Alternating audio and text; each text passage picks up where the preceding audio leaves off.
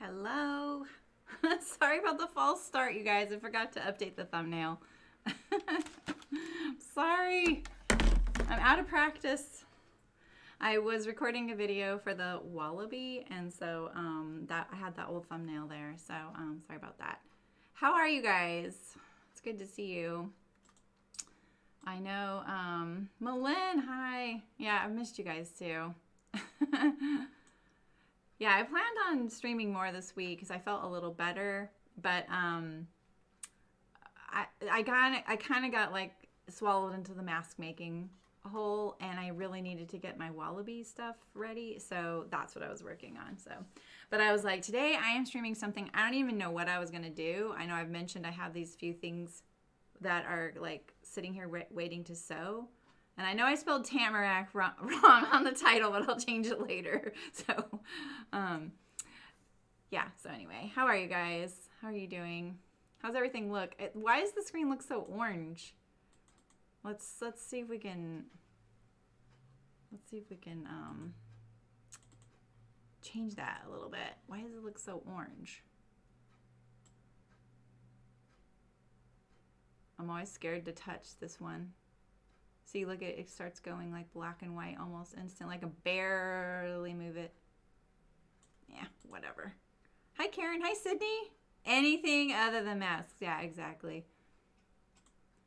I'm really happy to help, honestly. Like, I felt like I did that video right off the bat when I saw people needed masks. I was like, okay, this is something I can actually help with, you know? And then I did it and I was like, wow, nobody needs them in my area. I'm in California and I'm really thankful I'm in California. We were really ahead of the curve and things are going better here than a lot of other areas. And shipping masks seems like kind of a risky thing for the people who receive them. So, you know, I didn't really explore that option. And every time I saw an avenue to take them, I would hear like, oh, people in the community are stepping up and fulfilling that need, or businesses were fulfilling that need. And so then my mask sat there. And then someone I buy chicken from at the farmer's market said, hey, you know, the gal that I fixed the shirt for a long time ago on the mending. Hi, Derek. Hello from California. How are you doing in Scotland? How's the weather there? Yeah, so anyway, when she said that, I was like, oh yeah, actually I have that many cut already. I can finish them up for you and give them to you. And then apparently her husband's on the board of the farmer's market, and he mentioned it to the city manager, and they were like, give this woman a booth at the farmer's market. Like, I was like, no, I don't want a booth at the farmer's market. So I'm gonna make like 200 or 300 of them as fast as I can, but it's probably gonna take me like a week and a half or so. And I have to put some things on the side to do that. So anyway, oh, I'm glad, Malin, your family's good. Yeah. I haven't actually noticed how it's going in Sweden, so I actually was looking at some of the charts. I didn't see you guys on that chart, so I was that's good. So yeah, I know. It's the thing is, like, for some people, I was just talking to this gal that I talk to almost daily, and her boyfriend he's kind of starting to struggle with being home all the time. He works a lot, and I think like that's weighing on him because he can't work and make money, and the being out, you know, doing stuff, you know. And this doesn't feel like I ironed it very good. And she's like, it sounds terrible, but I feel like I'm not very sympathetic. And she goes, it's just because my life hasn't changed. You know, I work at home. I still have work. She doesn't leave the house much. She's kind of like me. Like, she's kind of like just does her thing. So I was like, yeah, it's probably harder for him than us. So anyway, so I've had this Tamarack vest cut out because me and my walking partner, I finally convinced her. I was like, hey, you know, let's make vests. Not matching vests or anything. I was like, but the one I was wearing that I had made, it like grabs every dog hair when I pick up my dog. So, oh, they're being asked to make scrubs. That's great, Derek. Oh gosh, bags to laundrymen. I didn't even think about that. Oh wow. Yeah, see, we had gorgeous weather here, and now today it just tanked to like a storm, and I was freezing in the middle of the night. I was like, what the heck, you know? So that doesn't usually happen. I don't mind the stormy weather, but I know like I can already see like spirits kind of dip as soon as the clouds come out, you know? So So anyway, so I'm making this Tamarack vest. I finally just cut mine out, and I'm gonna admit, like, I have this pre-quilted, it's like a purpley color. Some colors just don't show up well on my cameras. I'm sorry, guys. They're decent cameras, but, you know. So it's pre-quilted. And I got it, I actually don't remember why I got it, which isn't like me. But this is like a nylon face, and so no dog hair will stick to this. Not like my really nice wool felt one that I made and I lined with Cantha fabric, which has like the fur just burrows into it, you know. So even though like this isn't like the vest of, you know, my dreams or anything, it's gonna be really practical, and I'm gonna kind of treat it sort of like a windbreaker. But you guys, it's not a windbreaker because it's quilted and all those perforated holes let the wind pass through, but it'll help a little bit, you know. But I am adding a collar and a full zip to it. I won't bind the top or the opening probably. I think I'm going to be able to clean finish this without having to bind that part. I'll bind the armholes and the bottom. And I'm not doing any quilting today. I will do the welt pocket, so you'll get that. And then I wanted to show you really quickly how I drafted my collar, because this is it right here. So if you want to make a collar on your Tamarack jacket, so I've made one like this, and if you kind of look through my projects, you'll also find I have one that looks a little bit like a Mandarin style. Sorry, I'm trying to draw really small so I have room to show you my tutorial. So it's a really bad drawing. You guys know my drawing skills are never that great. So yeah, exactly, Sydney. Yeah, I have trouble with a lot of colors. So yeah, my other one was like a Mandarin style. I haven't looked at that video in a long time. Hey Terry, how's it going? But I probably go over how I did that, but you can use the same technique here. So the first thing you need to do is you need to measure the neckline of your Tamarack jacket pieces. So you need your, what the heck is that? Okay, so you have your front and you have your, your back, right? Here's my bad drawing. Drawing with Sharpie, never ideal.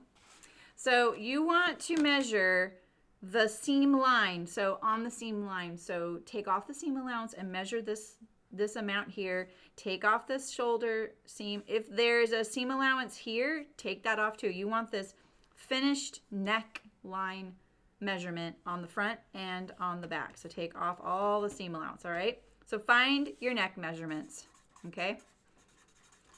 You only need half of it. You need the front and you need the back, and keep those two measurements separate. Hi Raquel, nice to see you. So you need front and back, okay? Half, right? So one front and half your back, all right? And so now the next thing you're gonna do is you're gonna get a piece of paper. You're gonna fold it in half, like this, okay? Like a long piece. And then, and if you don't have a long piece, you can, do it on the half. But remember, anytime you're cutting something like long and narrow like this out on the fold, oh, I got Sharpie on my machine. It can be a little bit inaccurate when you go to put it on the hole, because even if you just tilt this like a tiny bit, you might get like a little point at the bottom of your collar, and it's not like nice and smooth. So why is my vest or my chaff falling off the screen? Yeah, right, Benny. I know. Yeah, but here the weather is, our spring is just, it's magnificent. I can't imagine spring being better anywhere in the world. Like, there's just something about spring and fall here that's pretty incredible. But if I'm like walking, like this is for when I'm walking, so I'm kind of getting warm, but I want my core to stay a little bit warm and my arms can cool me off. So that's why. The vest is actually perfect for that. So, all right, so you need, your fold right here, and if you're not going to put it on a folded piece of paper, so just make sure you write. So you need a 90-degree angle here, okay? 90 degrees. So this is your fold, and you need a straight line out, 90 degrees, okay? Make sure it's straight, because even if this is a little bit off, you'll get a point in your collar like this, I'm exaggerating. All right, and so now you're going to measure on this line from the fold this way, your back measurement. Your back neck measurement right here, okay, up to there. This is how to make a collar for your Tamarack jacket or anything you need a collar for. As long as the neckline is up close, this is going to work. Okay, so you can't add this collar to a V-neck or something that's sitting really far away from the neck. This works for the Tamarack. All right, and so now you're going to take, you're going to take that front measurement right there and kind of don't draw on this line yet, but measure out about where it's at. So let's say it's 6 1/4, right? So measure out 6 1/4, and about right there, make a line that's about 1/2 inch above this line here. So this is a 1/2 inch, all right? Because we're going to draw a line kind of curving up to that. Now, if you have a ruler that can curve like this, so now you would take your 6 1/4 inch measurement and kind of from that, that's your shoulder notch, by the way. So this is your center back. This is your back neck, right? This is your shoulder notch. And now you've got this little, like, just a little parallel line 1/2 inch above there. That's your center front. You're going to take your ruler and take your front neck measurement. You're going to try and draw a line that intersects with that 1/2 inch line that you did up there. So that 6 1/4 needs to land somewhere on that. Doesn't matter where it's at. You just need it a 1/2 inch above this line here, because that gives the collar a little bit of taper going toward your neck. Hey, Ray, how's it going? Hey, Walter, nice to see you. Walter, that bag's really coming along. All right, and so now this is always a little fussy. It's always fussy for people to do this. If you don't have a curved ruler, that's okay. You can just draw a straight line and then kind of curve it a little bit. Just give it a gentle curve so you know it's looking more like, right, like that. This is your shoulder, this is your front. All right, now you want to measure the height of your collar, what you want it to finish, okay? So I think mine, I didn't measure. We're gonna say mine's gonna be about like 2.5 or something like that, right? This isn't gonna be a very tall collar like for warmth, but it's gonna offer something.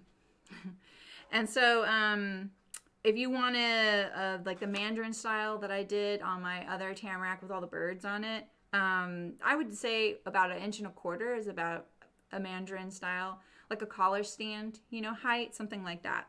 So draw a parallel line to this, that finished height you want, all right? Now, if you're going to use a zipper opening like me, you need this actually to be just be a straight line right here. So this should be a right angle, okay? If you're wanting the Mandarin style curve, you know, or any kind of curve, you can actually curve it and put a zipper stopping right there. You don't see that, it's not very standard, but you can do that, that's fine. So this is now just all up to you as far as your design goes. And then now you need to add your seam allowance around your collar. Not here at the fold, just around the perimeter edge, and you have your collar pattern. So once you make your whole Tamarack, what I would do is cut this out of some scrap fabric, baste it on or pin it on or whatever on your neckline and see how it feels. If you feel like the collar is flaring out a little too much like this, what you can do is just slash to your seam line. Here's your seam allowance. Here's your seam line, right? Slash to that seam line and just bring it in. So you want to like make a dart. Overlap these two pieces toward each other like this. Okay? I hope this all makes sense. Yeah. Why are you laughing at Terry? Did Terry, you know what? I don't feel like I see all the chat anymore. Oh my God. Wait, where does it say vest or vest? Did Terry say something funny? I don't see it. All right, anyway. If you feel like it's a little too tight, do the opposite. Just kind of open it up right here. So the slash and spread thing, right? Just a little bit. Remember, if you open this 1/4 inch right there, that's a 1/4 inch on the other side as well. You've opened it a 1/2 inch. If you do 1/4 and 1/4, that's a full inch, right? So just remember that that's how quickly it escalates going in and out. And that's all you really need to do for this collar. Collars aren't really that hard if you're just going to do a straight stand-up collar. And then and I think I've shown you guys how to do a convertible, which is the kind that folds over. before, but I don't know what video that's in. We just kind of throw these things in. Anyway, let's get sewing. I hope that makes sense if you guys want to add a collar to a jacket like a Tamarack. All right, let's get rid of my ruler. All right, I have purple on, I had wine bobbins. I've got my cream right there. All right, I think the first thing I'm going to do is do the welt pockets. So let's see if I marked them. Oh, okay. Oh, okay.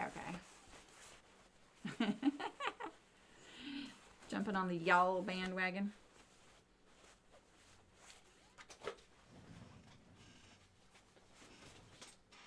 There we go. So I'm going to use this as the outer, this quilted stuff. I'm using this kind of this imitation Sherpa. I say imitation because it's actually like a cotton French terry that's a little too stretchy for this. You didn't say anything funny yet, character. I'm laughing. So you have your pockets, you have your welts.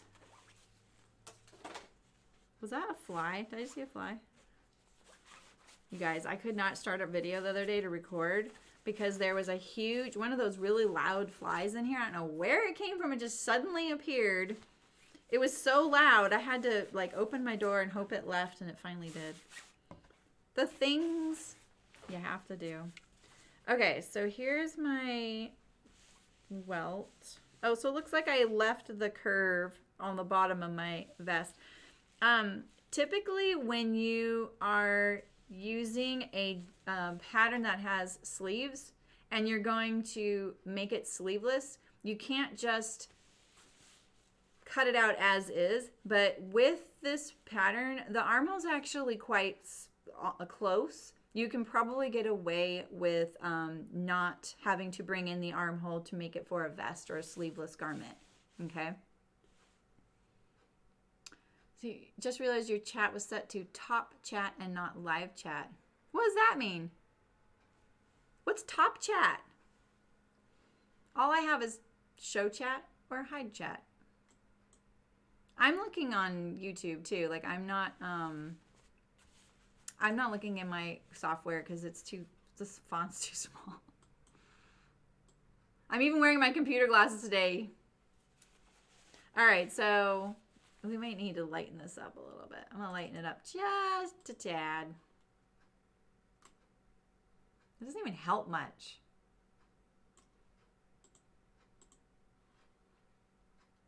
Helps a little bit. Yeah, so I don't know if I was really clear, but usually if you're taking a garment with a sleeve, armhole meant for a sleeve, you can't just, you guys, this is really important for those of you who like wearing dresses.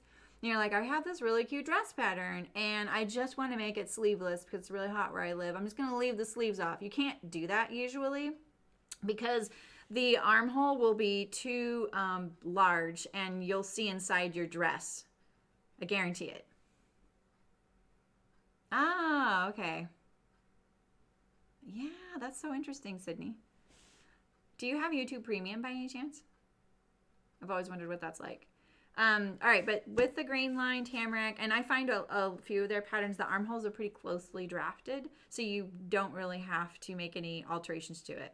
So, but if you have a pattern you want to convert to a sleeveless, generally what you do is you raise the armhole up and you bring it in. And let's see. I think it's down a half and out 3/4. What is it? So you're going to do the opposite. So bring it in I think you bring it in a 1/2 inch and go up 3/4. I would experiment. You do? Oh. Well, how fancy. That must be what that is because I don't have that. Interesting. All right, so the first thing I'm going to do is my welt. And so shall I just truss these little pins I left here? I think I'm going to. Where's my chalk? But I am going to use my chalk, which I can't get out of. I have this little magnetic basket and I can't get it out. Okay. All right. I put them at an angle. The pattern has the Tamarack pocket straight across. I actually really love the pocket on this. It's just kind of works great. My daughter, when I went for a walk yesterday, she said, "Oh, don't forget your vest." And I was already wearing a hoodie. And I was like, "Oh, yeah." And then I put the vest on over my hoodie. Like I'm, I don't know, freezing. And I got kind of hot, but I really love the pockets on that Tamarack vest. Okay, where everything's just everywhere right now. I don't know where my, here it is. All right. Oh, okay, there you go. A sleeved woven shirt, sleeveless. Oh, you know, and Barbara let me know that, oh, okay, Sydney, that's funny.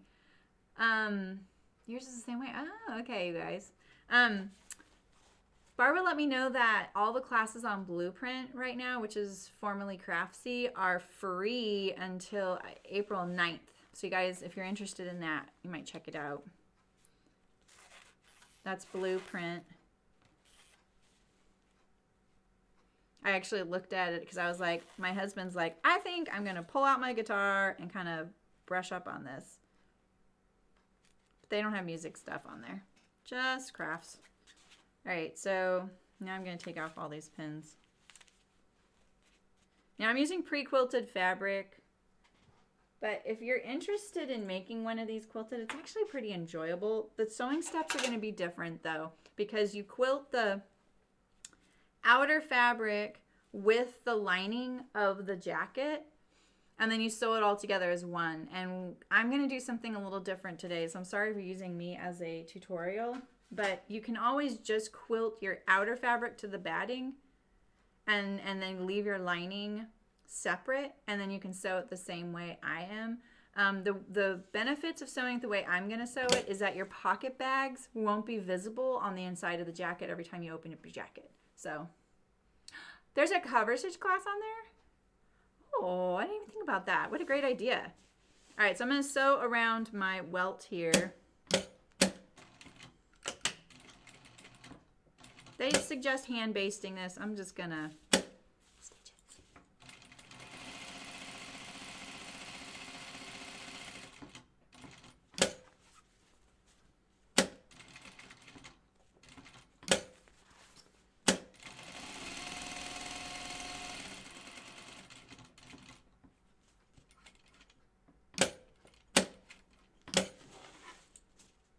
Isn't this machine loud? Sheesh.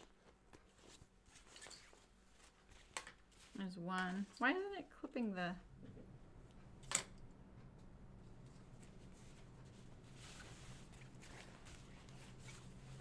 Alright. Look how long that thread tail is. Oh, that's because I hand washed it. That's what it is.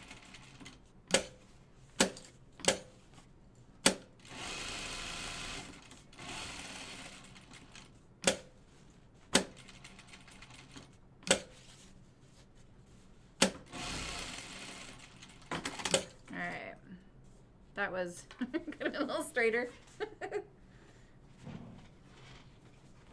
Alright, so I'm going to use the same fabric for the welt. And I'm going to look at the... Well, there isn't much seam allowance on that, is there? Okay.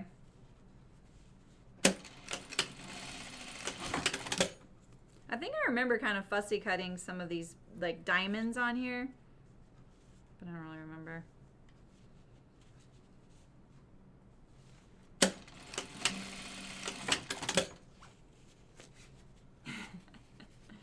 I think a lot of these pattern companies, Terry, though, they make the welts pretty tolerable to do. Like, these are pretty easy. But I feel ya. That was the, I feel like when I was learning to sew or in my earlier sewing days, that was like the pinnacle. You know, like if you could do a bound buttonhole, I've never done a bound buttonhole, you guys, or a welt pocket or both. That showed your true skill. I don't know if people still talk in terms of stuff like that. I bet they do. I bet there's something else. Maybe it's jeans now. That got a little wonky. Let's see if I can kind of correct it a little bit. A little bit wonky. I bet jeans are kind of the thing people talk about now, you know?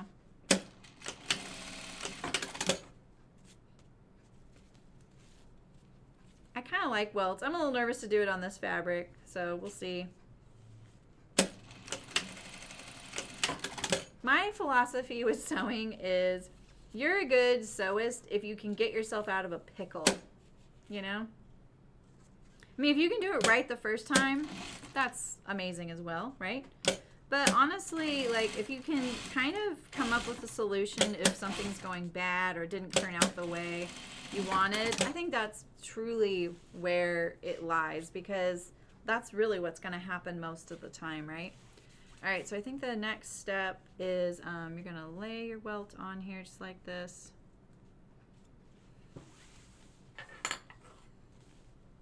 I'm going to try and sew it on that same stitch line. I didn't get it all the way up. You want to slam it all the way into the corner of this box that I stitched. I'm not sure you can see. You can kind of still see my chalk, huh? Really, Walter? Yeah, that's what I think, Sydney. I mean, bound buttonholes weren't in style, though, when I was learning to sew. That's such a couture technique. I think I've seen bound buttonholes in person maybe twice in my life. That says a lot, because people show me their sewing, and I worked in fabric stores. I'm around fabric stores. I went to design school, you know? Oh, cool, Karen. That's awesome. A lot of folks in the chat have made those. Yeah, exactly, Sydney. Totally. All right, so I'm going to put that up into the corner better. This pre-quilted's a little thicker, so it kind of pushes it away. Where's my awl?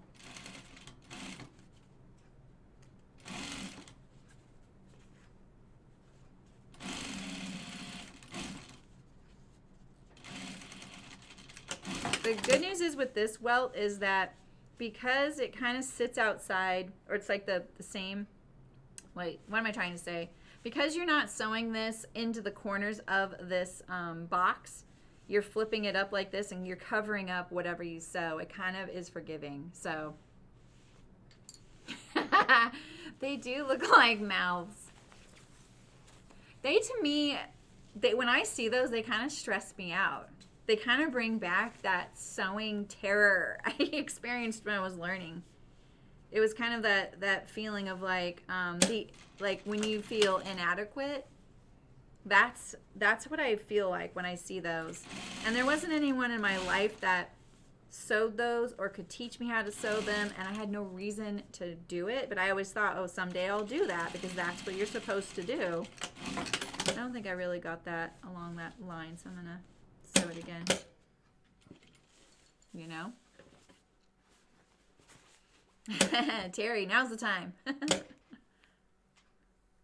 Yeah, they're great on tailored jackets. Yeah, exactly, Karen. Yeah, exactly, Walter. I mean, I think like a tailored jacket is an excellent choice for an example. I'm gonna look at my is this one right here? Yeah. So I'm gonna stitch it from this side.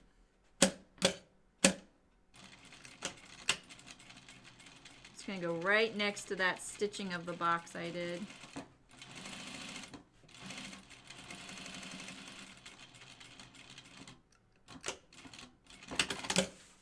Let's look at this one. Yeah, we can go a little bit next to that stitching.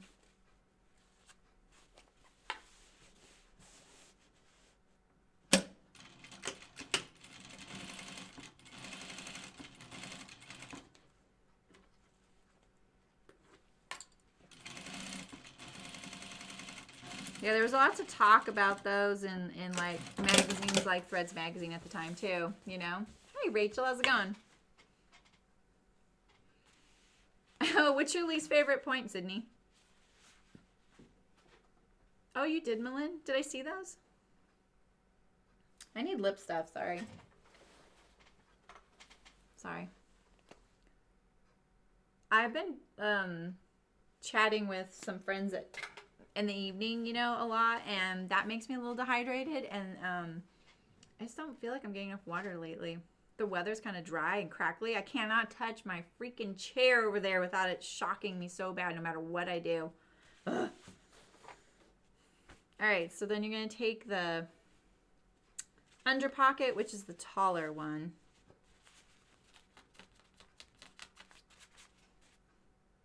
And let's see let's see, if we do it this way, right?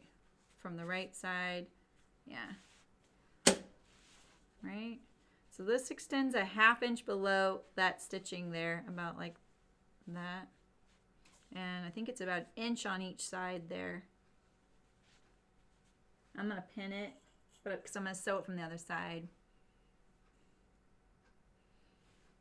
Did you guys see that Itch to Stitch just came out with a new pair of jeans? They're women's. Sorry, Walter. Wait, do I want the pin there? I'll put it here. This pocket is a little stretchy. It's not probably the best idea. But the one thing I really love about my Tamarack vest that I already have, that's the one in the wool that I want to replace this with. I had this scrap fabric left over from this needle sharp box from doing the South Bank sweater. She has this amazing cashmere jersey blend, and it's probably still in her shop. That stuff it's one of the most scrumptious fabrics. It's like a gray heather, and it's really stretchy, but it is so soft that I use the back of it, like I put the fleece side out as my hands to touch. It's like, oh, in fact, I actually think I want to flip these over, because the reason I'm doing this is so that the soft side is towards my hands. So let's see if that goes to the inside. Why am I confused right now? What are you guys all talking about here? Not too bad. Slightly loose fitting. Oh, okay.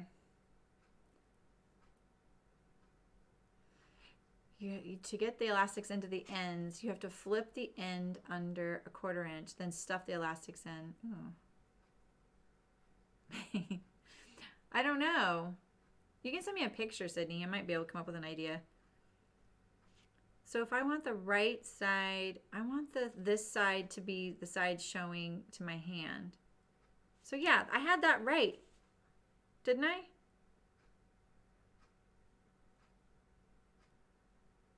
But this isn't how I'm... Wait, okay, so this is the clean, finished side.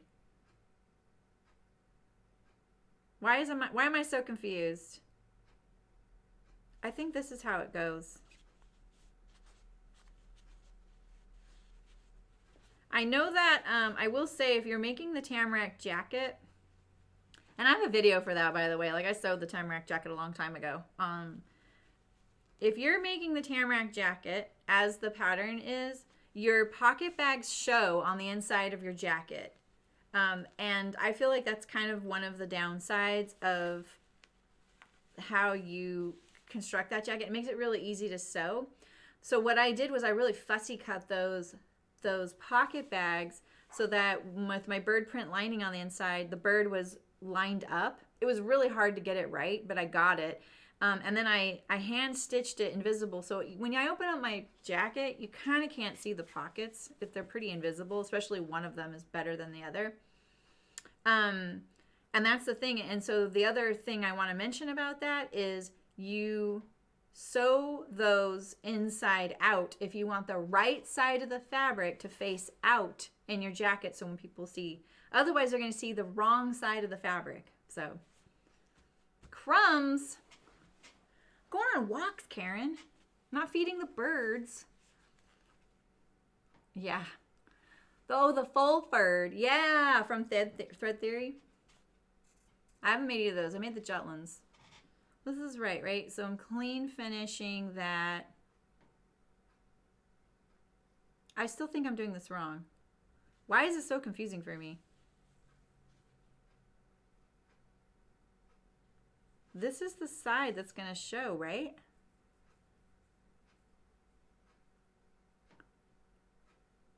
Help me out. I was going to sew one. The good news is, let's see, so then if that goes through the pocket, if this is my line, I'm going to cut that.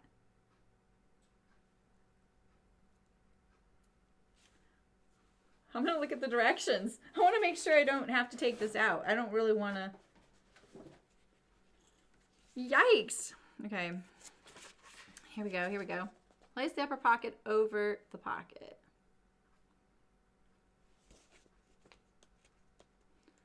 With the right sides of the pocket and jacket facing each other. The lower edge of the pocket bag. Okay, yeah. So that's correct, right? Always bring food. Yes, exactly, Walter. That's awesome. Yeah, I am so with you on that. That is exactly that. I have a few things, and I was like, you know what, this is cut out. I'm gonna do this with you guys. I feel like I've sewn this a couple times, and so maybe it's like, oh, I don't want to see the Tamarack again. This is my third one. Well, this is my second vest, but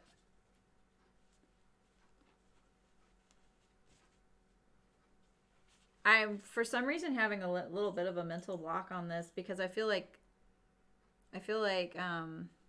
yeah, I've got a mental block on it. That's all it is. So always bring food. Okay, so I'm gonna sew this from this side.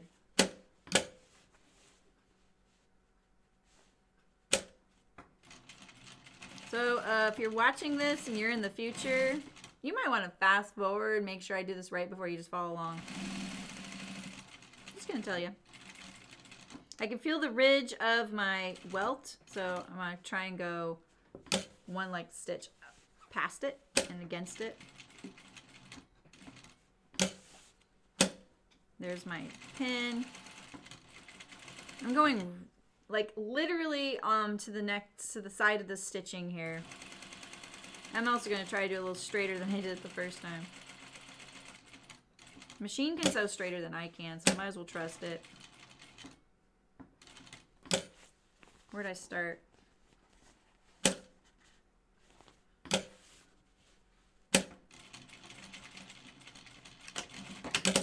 Alright. The reason I want to get this right is because I'm about to cut it. And once I cut it, it's really hard to kind of go back and do it again. I know, exactly, Walter, right. Eliza, hello! It's absolutely lovely to see you too. Yes, we want to finish project list, Walter. Tell us. What was your oldest unfinished project? Oh, really, Malin? I mean, it's a pretty simple pattern. If you have something that's kind of similar. All right, I'm going to cut. I have to find out, so I'm just going to cut this one.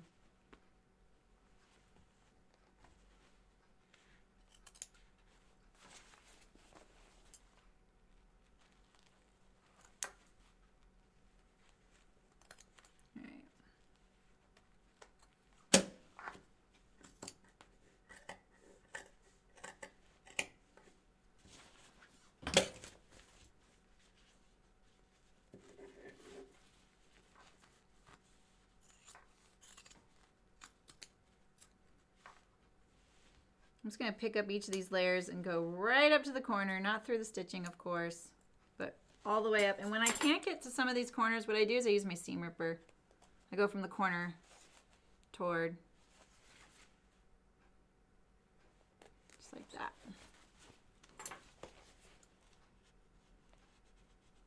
Shouldn't really have to be cutting the welt, just the jacket and the lining.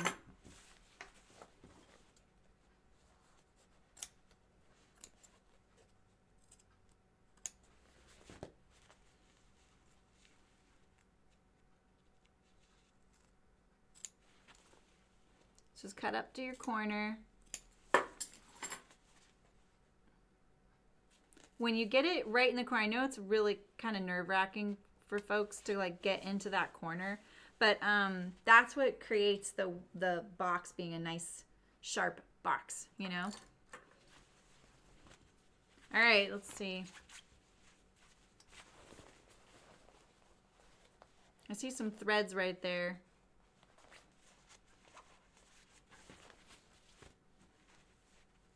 Yep, I did it wrong. I did it wrong. That's funny. Oh, wait, did I? Oh, no, I didn't. Okay, cool. All right, because this is the inside of my pocket, and it's the top. So I still have the under pocket that's going to get stitched straight here like this. Like that. So I did it right. Okay, good. Now we know. There we go. Looks pretty good.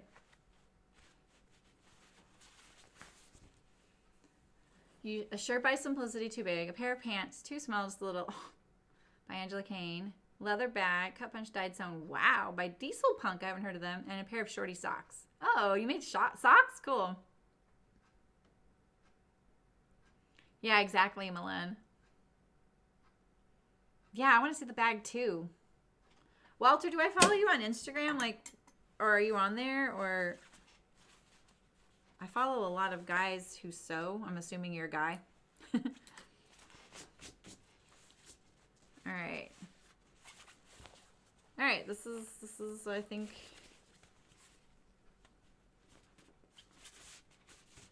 Okay, let's do our other one. And that's how I did it, right? I did it with the yeah, okay. Just making sure. Yeah, that is quite a list. All right, here we go. Let's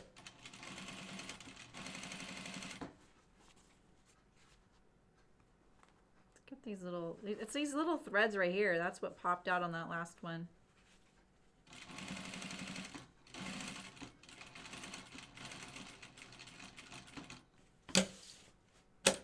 Sometimes it's so nice to have such like high contrast thread so you can really see where you're going. Look at this little dip. I had a dip like that on the other one too.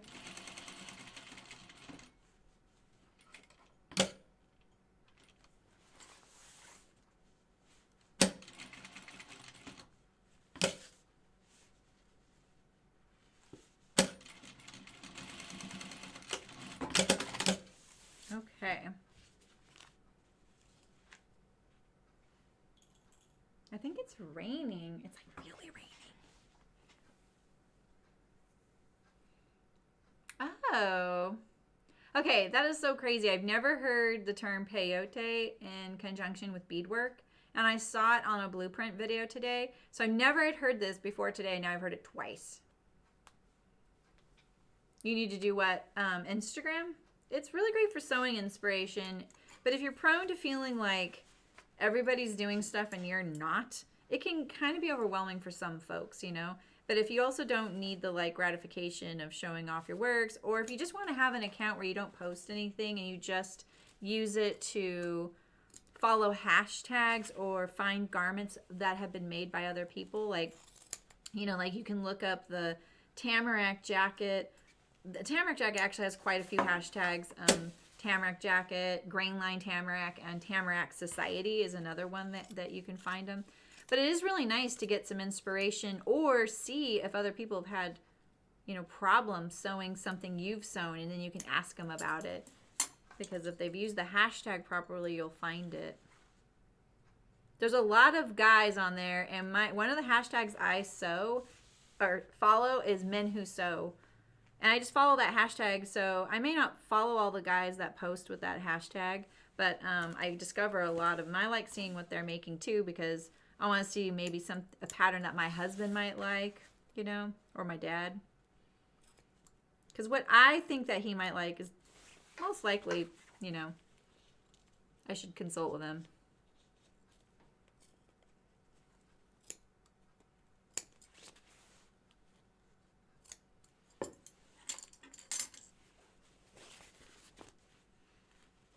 Oh, I'm glad, Walter. We love having you.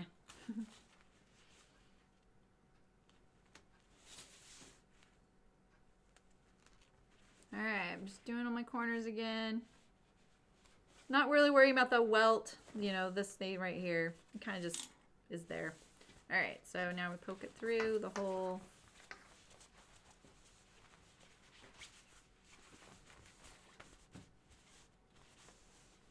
And this is where you can press all this stuff. It's not really gonna, I'm not really able to do that because I have this polyester or whatever this is of batting, and this is a knit. So I could try and press it, but it's gonna be kind of tricky. All right, so I think the next step is we stitch the top here. Keep this. You can see like this wants to poke out. We're gonna fix that though. And this is kind of the only time you can stitch around this because there's no under pocket in there yet. So we're gonna stitch this. I always forget this step. And then I get ahead of myself. I forget this step, and then I'm a little bummed I forgot this step because it does add a little bit of definition to the top of your welt. And you really can't go back and do it once you have your pocket in there. And I'm just top stitching, edge stitching this opening here, pulling the pocket up, keeping all this other stuff out of the way.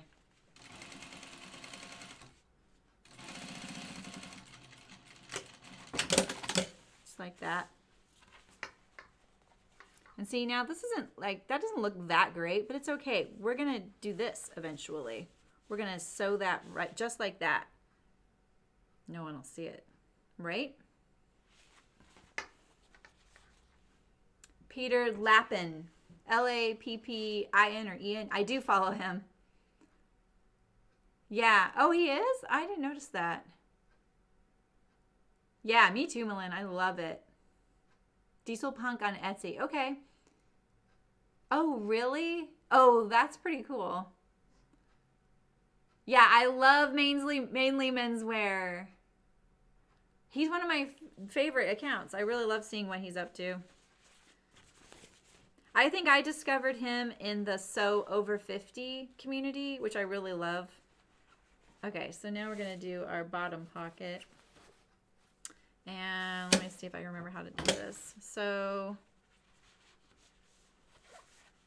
let's pull that up. Right, and then I sew this like this, right? Like that? Yeah, that's what I do. Okay, so now we're going to line up these pocket edges here.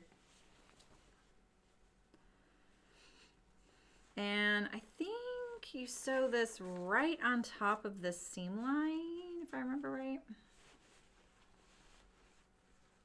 I'm just going to use that stitching. But do we? I'm not going to do it if I don't have to, because I don't want to take this out.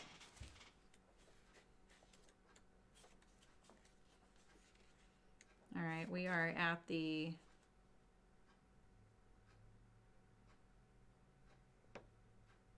now if the pocket piece is facing down, stitch along exactly along the existing stitching line from one corner of the opening to the other. Oh yeah, so you're stitching right into that right here.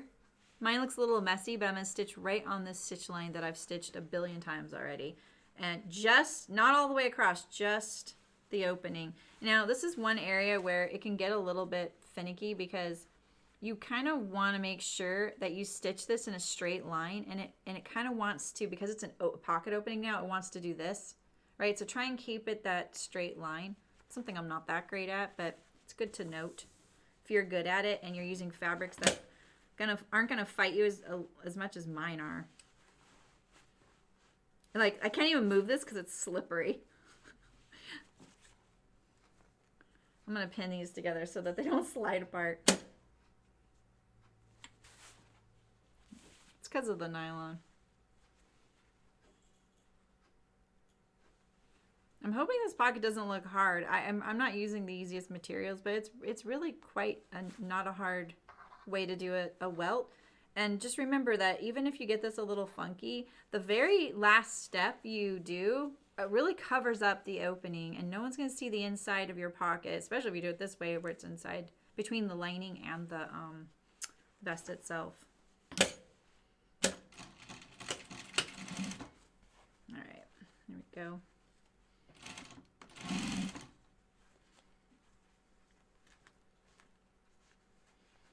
I have to say, I'm a little nervous about sewing 300 masks, you guys.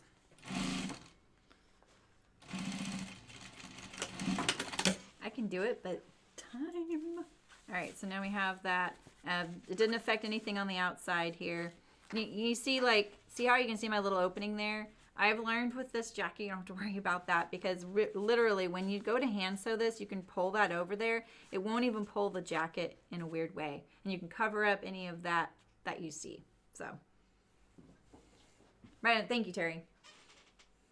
The Seamsters of Princess. I think I follow that person too. Yeah, exactly. Come to the dark side, exactly. It is really helpful. If you're a knitter and you know about Ravelry, it's kind of the best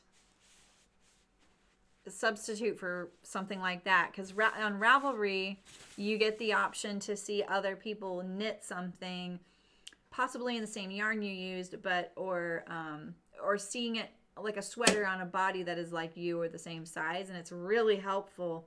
Instagram's kind of the version of that. So, yeah. 300. The city of my city asked the farmers market folks if they would ask me to do it. All right, so this is the only thing I always find funny about this pattern is that usually, I think it is, but this should all line up like this when this hangs down, but I always find that. So let's look at the directions. Maybe I am missing a step. Maybe they like you to do this, gusset it like that. So let's look and see what they say. All right, so we got that. Fold the lower pocket down and press. Now fold the upper pocket down so that the hem of the stitch around the pocket and finish the seam. Yeah, so they don't really say anything, except that you'll be able to tack that to the jacket. All right, so now we're going to sew this pocket together. And I'm going to flip my front like this over and sew it like this.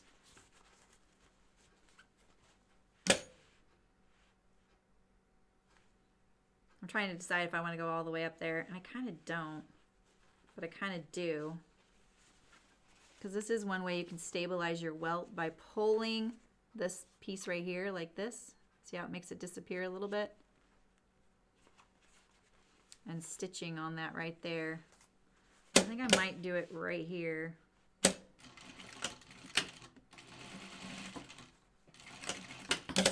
But then I'm gonna stitch the perimeter. Oh, I thought I just lost my thread. Like this. This is a knit. It's kind of funky. It really wants to stretch. I'm going to lighten up my presser here. There we go. That's better.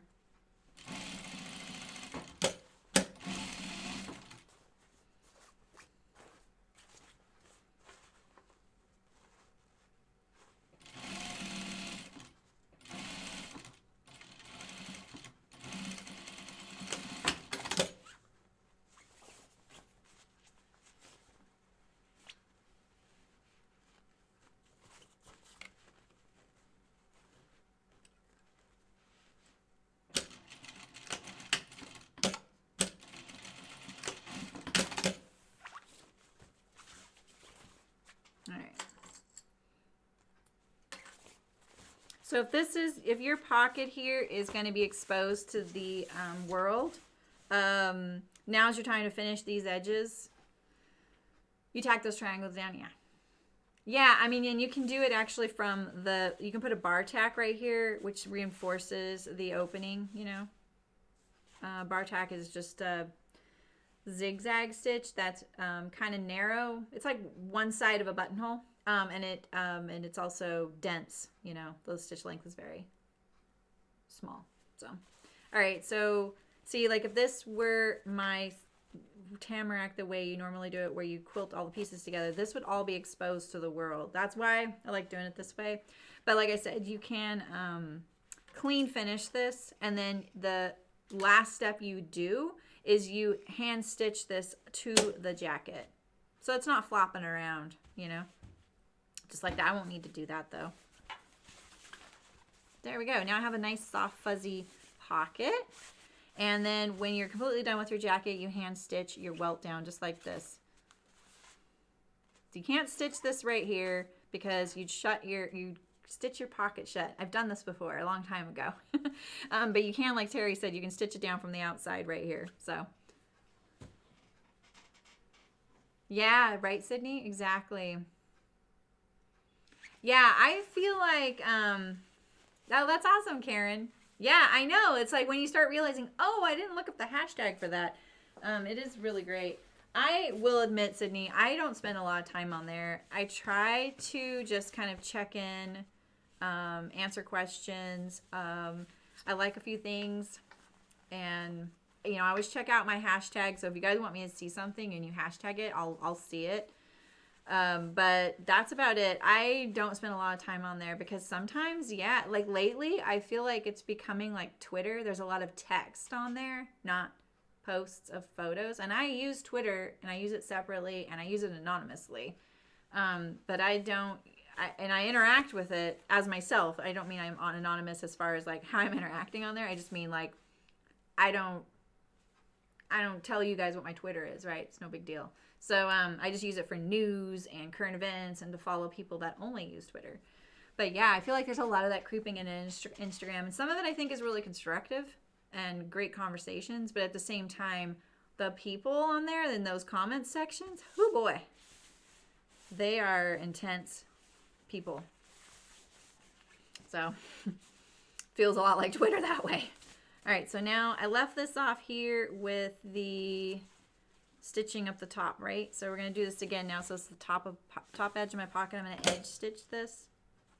I'm pulling my pocket like this, kind of trying to keep this edge crisp. If you can press all this with the iron, do so. It'll be easier. And like Terry said, like, well, I can't really do that now, can I? Could I? Could I do that right now? I could. I mean, right, is this when you would do that, Terry? Would you stitch around this whole thing at this point? Because technically this is still going to stay there because this is going to fold down like that. That would actually, I think, be a good way to manage that. Let me try it. We'll try it. I can be the guinea pig. I don't mind. It doesn't help that my lining of this pocket is so super fuzzy that even if I get it really crisp, the little fuzzes that stick above the fabric are going to show anyway. It's making me be my best sewist self. But the welt's going to cover all of it up, remember? So I can experiment. Yes, now. Okay, cool. And see, I'm not on Pinterest. Yeah. Louise! How's it going, Louise? You hanging in there?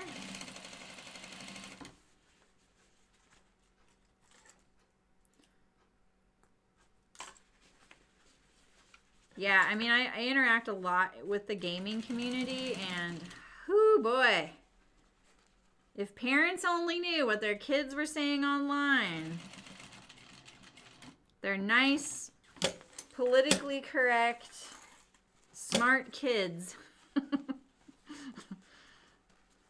are not so much. I've definitely chastised a few of them when I'm in public matches. I'll go in there and I'll be like, yo, you need to stop talking like that. And then they're like, haven't you ever heard no? All right, I think actually this might be harder for me now to use my welt to cover that up. So I don't think that's going to work with my fabric choice, but I do think that was the right thing. That's the right time to do this little stitch. Ooh, this might go badly. My friends laugh at me when I do that too. Because some of the folks, they would just shout back and be like, hey, and say something back. And but I've been like, especially if they're saying racist stuff or anti-gay stuff, I just tell them, yeah, that's not okay. But man, some of these kids have never heard no. It's crazy.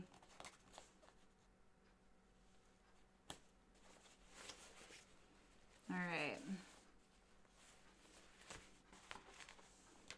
That actually recovered pretty good, too, for taking out stitches in a fabric like this. It's not well, I mean, it's kind of waterproof, but it's not meant to be, so I'll just put my back tack at the top instead. I don't feel like my eyesight's good for this, good enough anymore. Okay. Don't look, you guys. Don't look!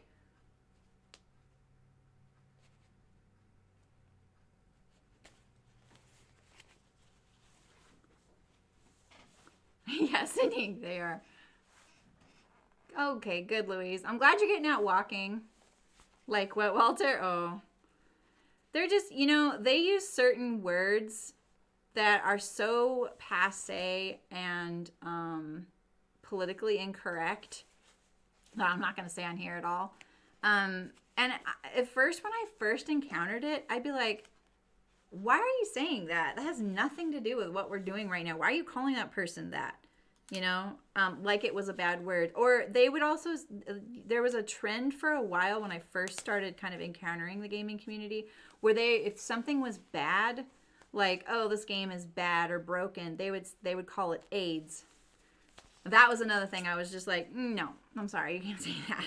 You know, like that kind of stuff. But yeah, I've actually like commented on like a certain person I really like, you know, I'll say, they'll ask a question and I'll reply. And like one time I said something to the effect of like, well, I wish there was a female character instead of a male character, because everybody picks a female character to play with, even guys. This is Fortnite I'm talking about.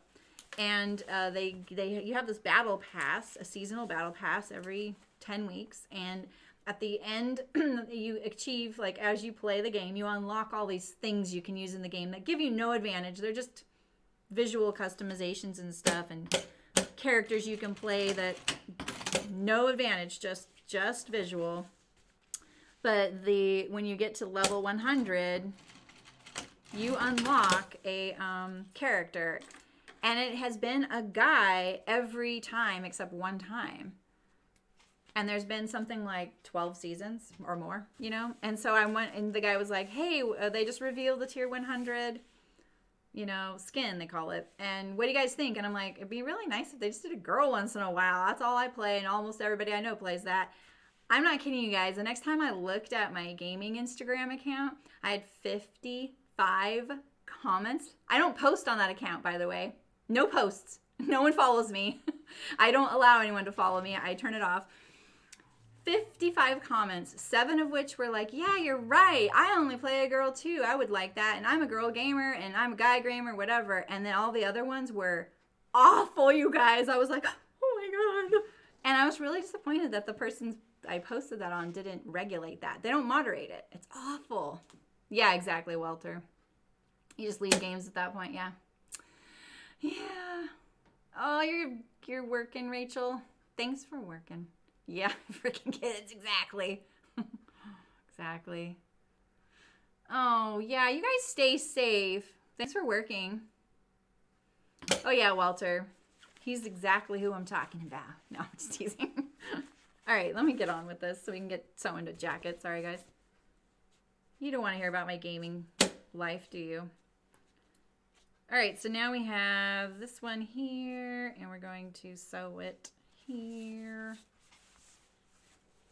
It has been such a great escape, though, you guys. So nice. I've been playing this one where, like I told you guys the other day, that's kind of like you just prepare little meals and you have to deliver them.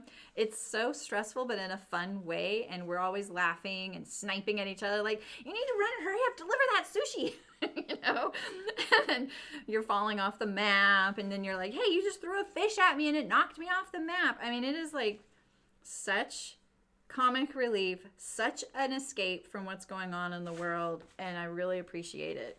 It's really fun. It's really cute too. Okay, so here we go. Sewing that pocket together. I'm going to try and get you can see a little curve right here, so I'm going to try and straighten that out as I go. I'm actually going to go across. I don't know why I told you guys not to go across. I think it says that in the directions, but if you don't, there's going to be a hole there. I noticed it. So I'm going to go all the way across. Try and make that nice and flat, pushing it.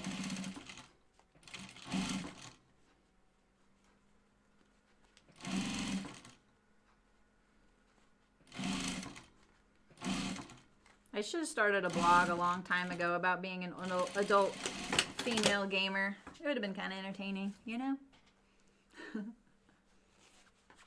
Oh, no.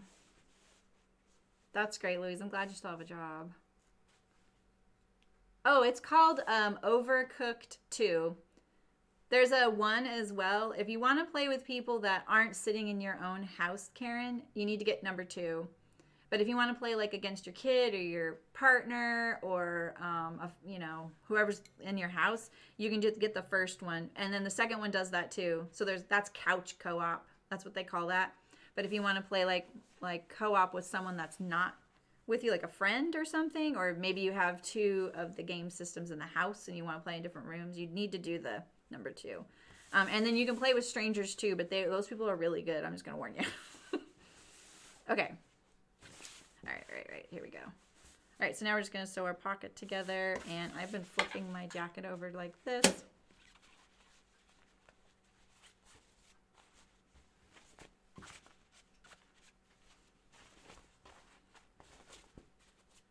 Line up all these edges. And see, you got this little fold there. That's okay. And see, now this is stitched shut. It wasn't before. And you know, if you wanted to reduce the bulk, you could kind of clip this right here and open up this seam line like that. My fabric's kind of bulky, so I'm going to do that on this one. See if it makes a difference.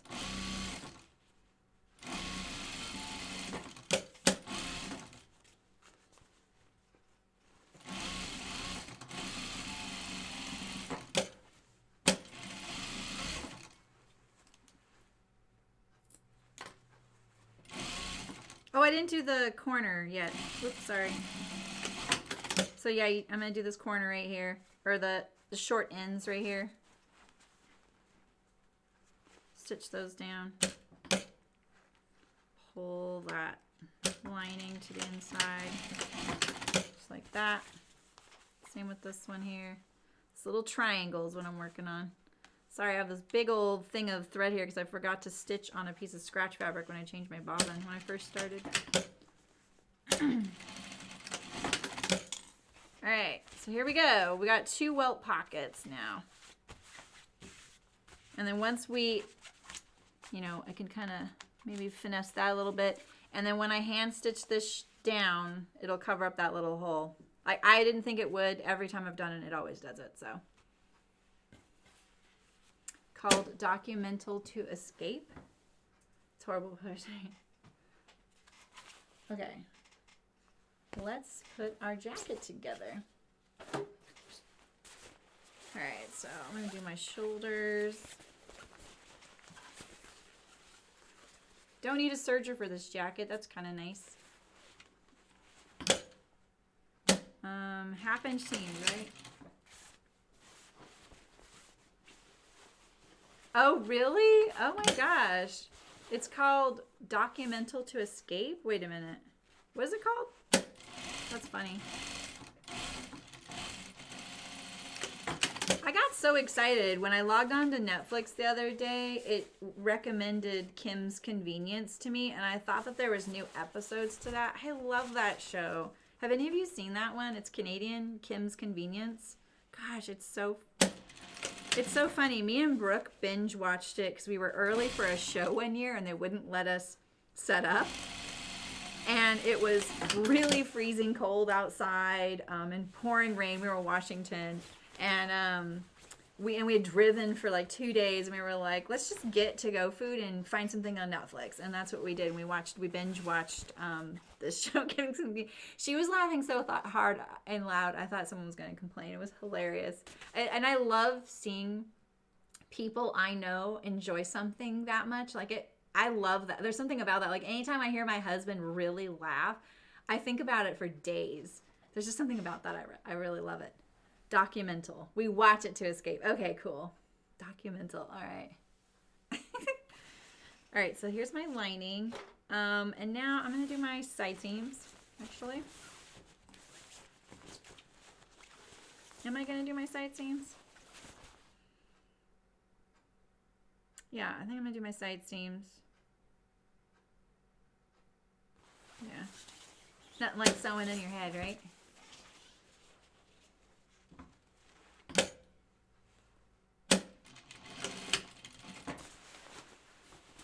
This thing's so slippery.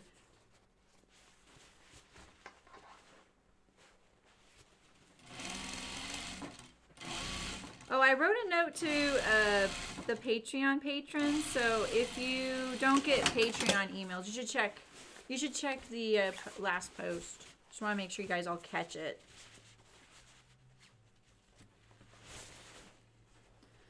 And as for the bag pattern I'm doing for everybody, I might be a little delayed now that I'm doing these masks for the city.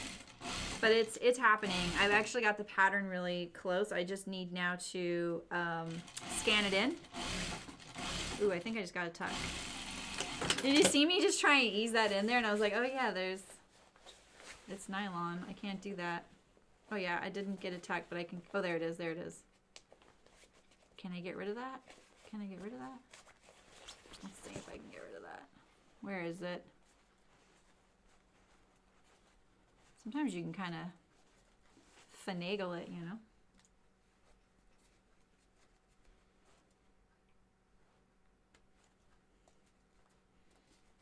Right, Terry?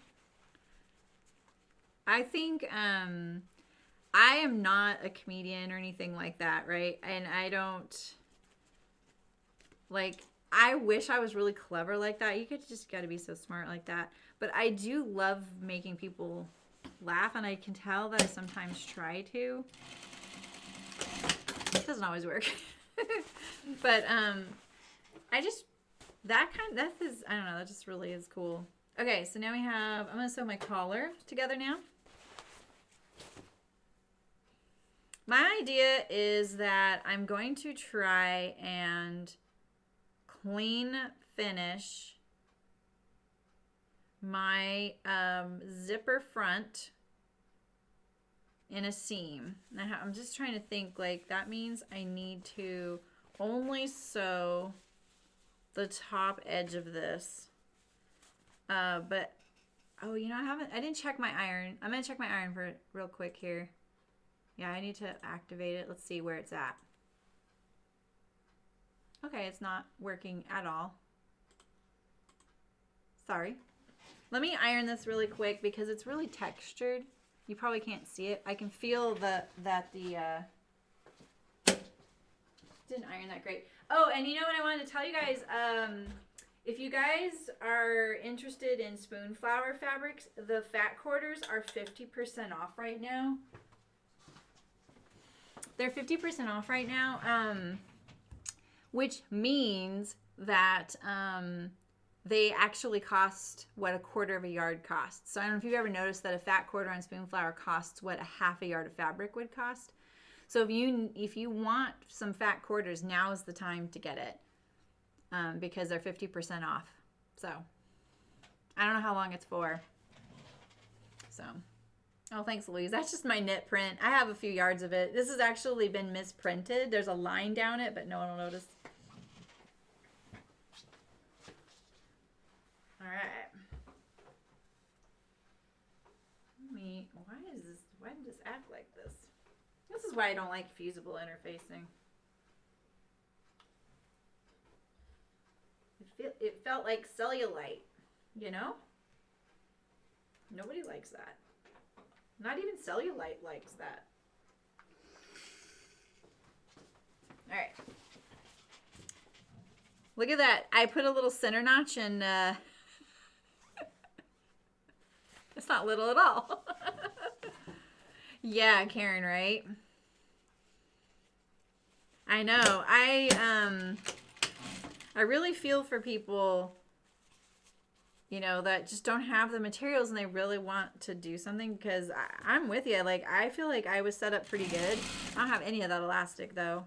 I had, like, 1 yard that I did that one video for. That's about it. The binding machine is great, but it's like I have to use all the binding, you know? So all my binding doesn't really go with all the fabrics that I have. Oh, sorry, it's so bright, you guys. Put that on there so it's not so bright. Ooh, that's so bright. All right, so let's see. Here's my collar. And I'm going to sew it to the neckline now.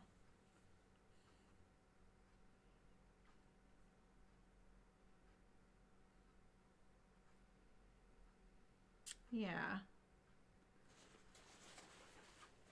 I think I'm forgetting something right now.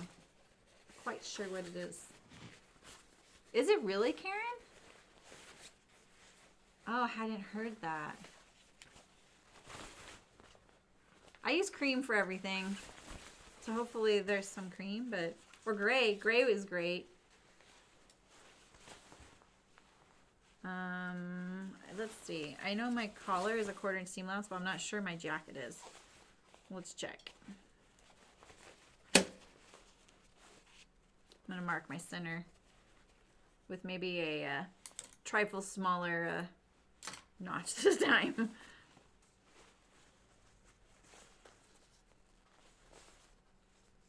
Oh no, look at that. I'm way off. What the heck? Why is this so much smaller?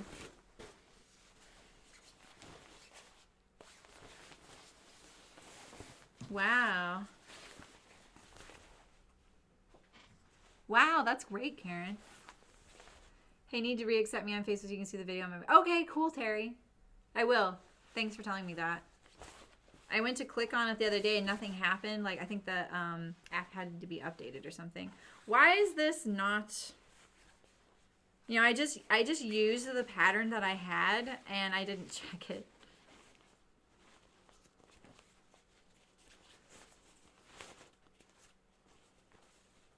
Well, it's not as far off as I think. Maybe it's because it's 1/2 inch seam allowance. So let's see. Let's walk it on the 1/2 inch line. There's the shoulder notch right there.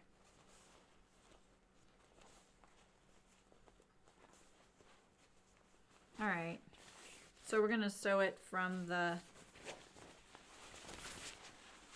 center out, and I'll just trim it off at the center. So this isn't the usual way I would sew a collar like this, because I'm going to try and sandwich the zipper in between the lining and the outer to clean finish it that way. So that's so smart, Karen. Wow. Yeah, thank goodness for cones and a stand. Craft product sales are up like, wow. That's great. I've had a few people that know me question why I made my streams more irregular, because they felt like this is the time I need to like capitalize on everybody, and I don't feel that way, and I'm really sorry that it doesn't feel like I feel that way. I feel like kind of weird about trying to exploit that. And also I just needed the ability to have the flexibility, you know? Isn't because the end will be folded into the collar. End will be folded. No, no, the collar should be flush with the center front. But the thing is, I know what this is. I know why this is wrong. It's because my other Tamarack was buttoned and this one's zippered. That's why. Thanks for reminding me. That's why. It's okay. It's not going to be like perfectly accurate the way you would normally sew it, but it's not going to negatively affect it.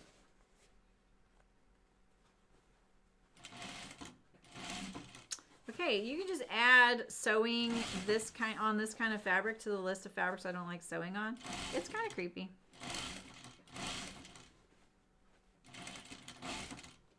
Yeah, so I think there's two things. I think that I just used a 1/4 inch seam allowance because I want to. And because it was a button opening on my jacket. So there would have been that and the seam allowance for that. And so I think what I allowed for was no seam allowance here. I cut this out like a long time ago. This is why you shouldn't let things sit, right?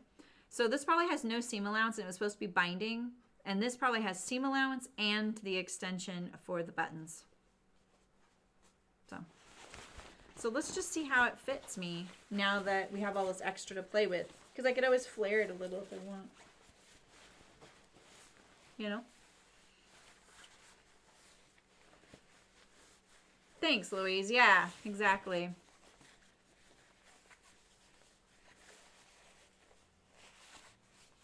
So yeah, so there's my zipper right there. So there's not really seam allowance there. I may need to do the binding. But then there'd be the zipper.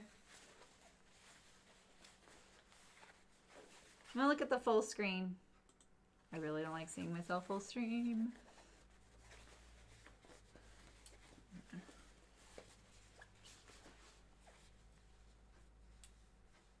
When you're using your camera as a mirror. Okay, I think that'll work.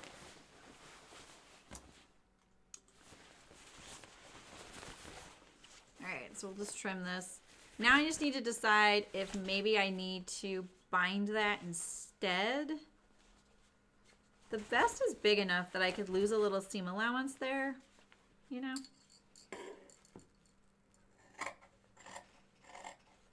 I'm gonna do it at a little bit of an angle. Maybe not that much. No, that's okay. Okay, now I'm gonna do my back stitch again.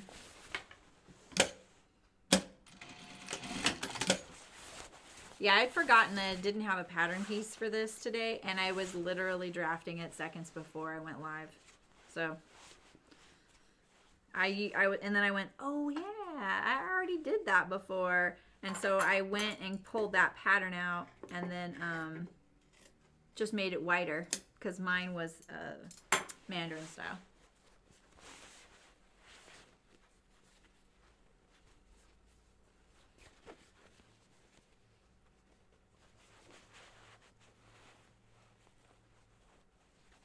I feel like there's a little bit of a wing there. Do you see that?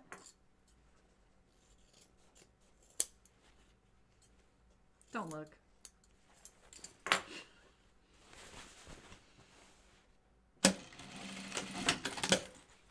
I think next week I'm going to stream draping, you guys. I don't know what I'm going to make, but I think I'll just make my basic bodice. I really just want to sew something mindless, and I don't have like the right fabric for the patterns I have. Like I have it, but it's not really what I want, you know? So, but I just don't know if you guys really want to see draping if you don't have a dress form. I don't really know if that's interesting, you know? Okay, so we have now a little bit of a vest. I like that color. I thought that color was going to be kind of weird, but I'm actually really liking it. Once I saw it on me, I was like, okay. There was any choices. I bought it when the Rain Shed was going to go out of business, and then apparently someone bought it, which makes me happy. I love that store, or that website.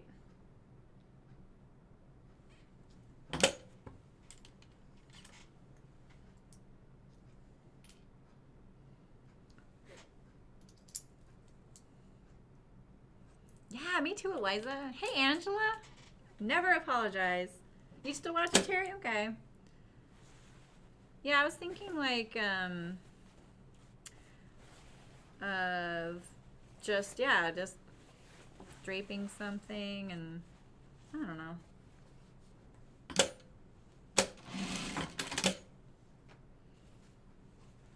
I don't really want to do more streams on making masks, you know? I'd like to do our bag though too.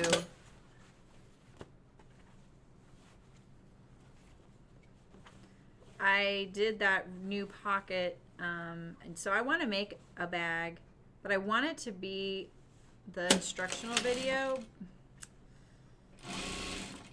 at the same time. All right, so now we have this, and we can, I feel like I'm doing this kind of backwards.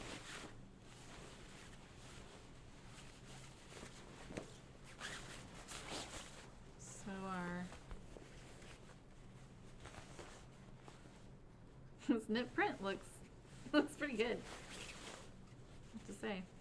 I'm going to do the same thing. I'm going to sew from the center out.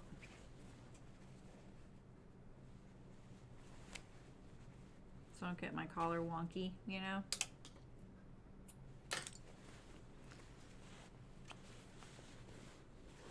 Look at that knot, though.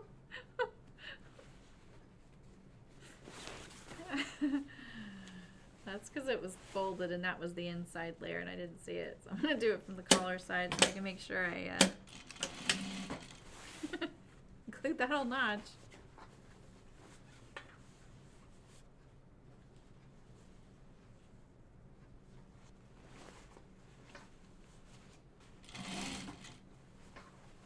Why does this seem smaller?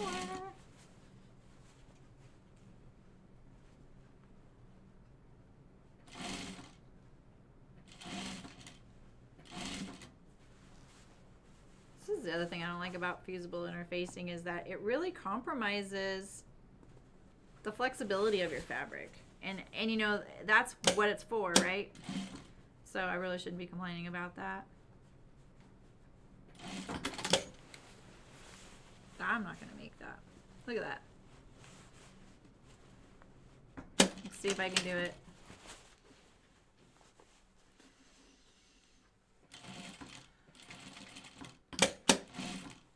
Oh boy, I can't do that. Why is that different? It's because that shell is so stretchy. This is so stretchy.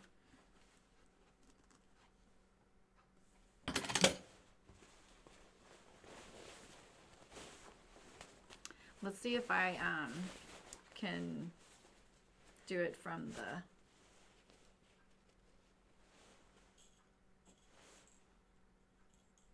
Let's see.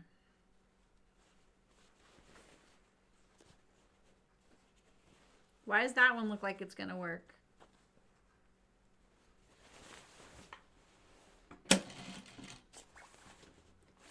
The mysteries. What the heck? This one's so much easier.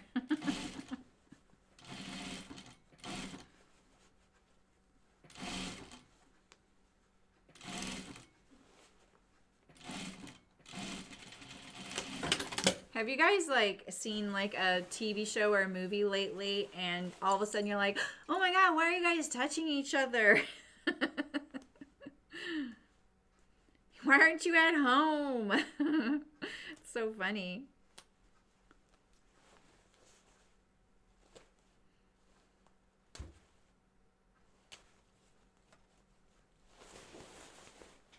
All right, I'm gonna take this out, sew it from this end. See, sometimes when you can't get it to sew from one direction, try it the other way. There's just something about flipping it over, and I think it has a lot to do with a variety of things all happening at the same time. One of which is the fact that this is the curved side and that's the straight side. I can manipulate a little better if I start it, if I sew from with the curved side on top. And the other thing is that the machine is doing its own little thing with your fabric, like pulling at the layers and pushing at the layers differently from each other. And sometimes you have to have the layer on top and the one on the bottom that the machine's going to ease the way you like it. Like I always say, like, you know, I know my feed dogs are pulling the under layer and my presser foot, it's not pushing the top layer, but it's definitely not pulling it, right? It just seems like it's pushing it. And so I feel like sometimes that kind of thing can Why is that so different? Did I just not cut this one symmetrical to the other? Is that what's going on there? I already did kind of a big seam allowance, so that should have helped. Let's see if I can get it in there. It's a little easier.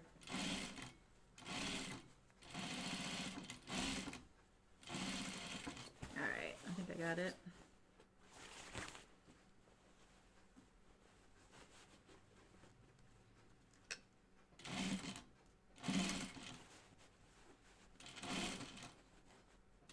Come on. Oh no, I did not get that. I got you back into Ozark? Which season are you on, Terry? Oh, thanks, Angela. Oh, really? Louise? Oh my gosh. Oh, really? Jeopardy? Oh my gosh. People are not realizing they're pre-recorded and they're not live. Yeah, I can see that.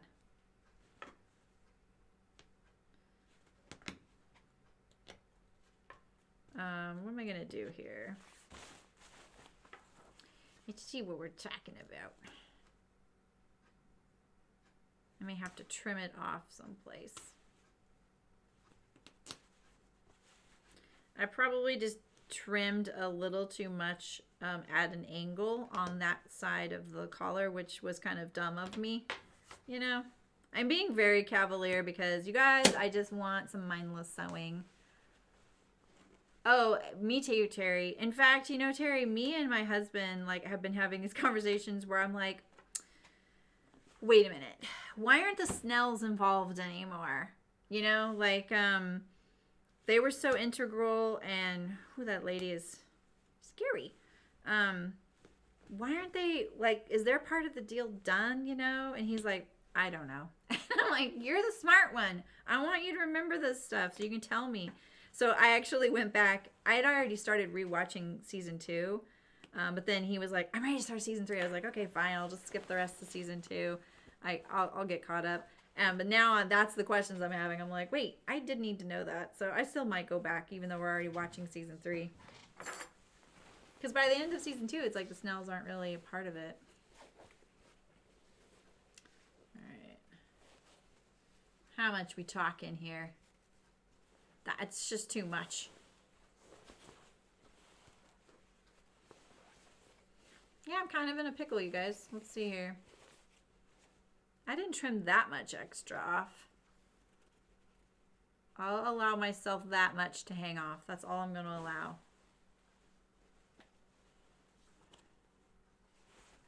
My jacket might be asymmetrical.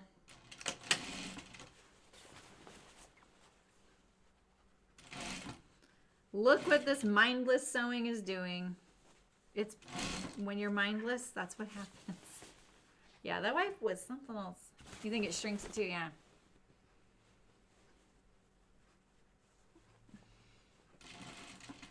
I've been watching more TV than usual because I've been making the masks, so I've been turning on things here, and I watched the Below the Man Down movie, or is that a TV show on Amazon? I've been listening to a Leanne Moriarty book, which is kind of actually the first one where I'm a little stressed during it because the woman bonks her head in the beginning of the book, and she's forgotten the last 10 years. Like, she forgot having her kids. She doesn't know her kids. She forgot that her husband and her are having trouble. It's so crazy. And I'm like, oh yeah, that's kind of my worst nightmare. I don't really want that. All right, so now we have our... I didn't do my side seams yet. I think I might, but I just kind of wanted to see if that would give me more maneuverability when I go to do this next spot. I actually don't think it's going to help me. I might just get rid of it. So I'm going to taper this right here. You're seeing me break a rule right here. Here you go. Glad you're not on Twitch so you can't clip that. All right, now where's my zipper? So my plan with my zipper here is to... sew it right sides together in there. You need a separating zipper if you're doing a jacket with a zipper. So separating meaning the bottom right here opens like any of your hoodie or jackets. I think that's something that is kind of subtle, and I always forget when I'm going to buy a zipper. I'm like, oh my God, I needed a separating zipper, you know? Terry. I don't want to hear that. Come on. All right, so the one thing, let's see. Now, I only have like a couple steps left with this. I actually want to understitch my collar first. I'm going to put in my zipper on the center front. Hopefully it goes good. And then when I turn the jacket to the right side, I will only have my armholes and my bottom hem to finish, and I can bind those. There is a way you could finish this whole thing without any binding, and what I would do is sew your side seam of your lining together and leave a hole. And then you could sew your, sewing your armholes, you're going to have to do that before you put your side seams in. So if you want to sew your armholes without doing binding, you need to leave both your side seams open, sew the armhole, and then when you go to flip it and all that, you're going to have your side seams are going to be like this to each other. And the jacket like this, but on the wrong side. And so you'll sew the whole side seam like that, but leave an opening on one of them so you can turn your jacket through. And same with the hem. I'm not explaining that great, but it's not what I'm doing today, so I'm not going to worry about it. All right, so if your zipper isn't the right length, you want to shorten it at the top. You have to have the little stop or this little opening for your jacket. So I'm gonna like leave room for the binding, I think. So let's see, this is gonna be finished like that. It's gonna look like this. Yeah, so I need to leave room for the binding right there, like that. Okay. All right, so let's understitch the collar. Oh, Hercule Poirot. Wait, is there new ones? I love those. You mean like the Miss Marple and all the Masterpiece Mystery? Those, Walter? I love those. Don't do that. Why are you doing that?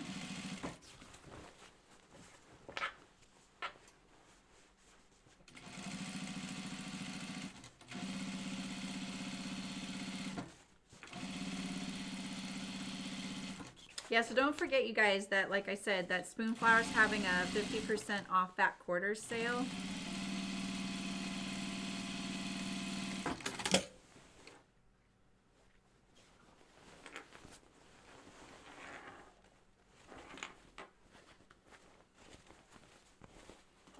I'm going to do my side seams real quick. I sometimes just don't do things because I want to leave myself options later, but I don't actually need to in this case. Oh, my grandmother read all of Agatha Christie's. She loved them. I just remember when she passed away, all the paper bags of her books. And Rayanne, my former assistant, she is a big mystery buff. She had read all the Agatha Christie and Stephen King. And, well, Stephen King's not really a mystery, but he's kind of mystery horror. Hi. What happened there? So that was kind of fun. She kind of got me into reading mysteries. We really liked the Louise Penny series, Inspector Gamache. That's a cozy series, but I like the Robert Galbraith, which is J.K. Rowling. Some of them I didn't like. Okay, I don't have this very even. I'm trying to make it even.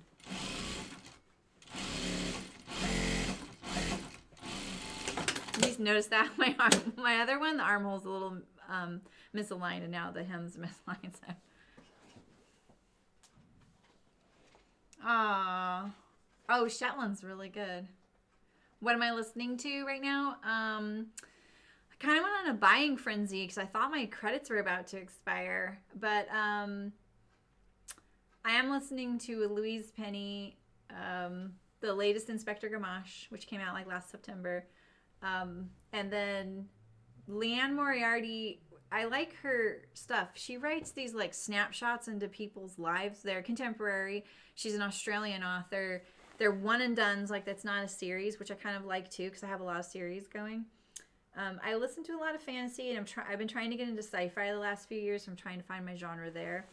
But what was the other thing I listened to Ready Player One. If you're at all interested in,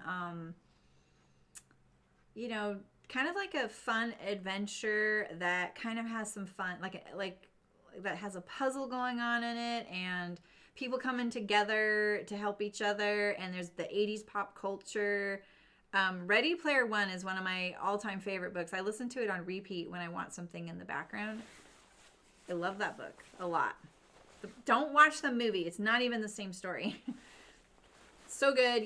I guarantee you're going to smile throughout it, because even if you're not a pop culture nerd, you're going to remember things from it, and you're going to appreciate it. It's really fun that way. All right, let me get to this right here. What was the other series? Oh, I really love The Raven Cycle by Maggie Stiefvater?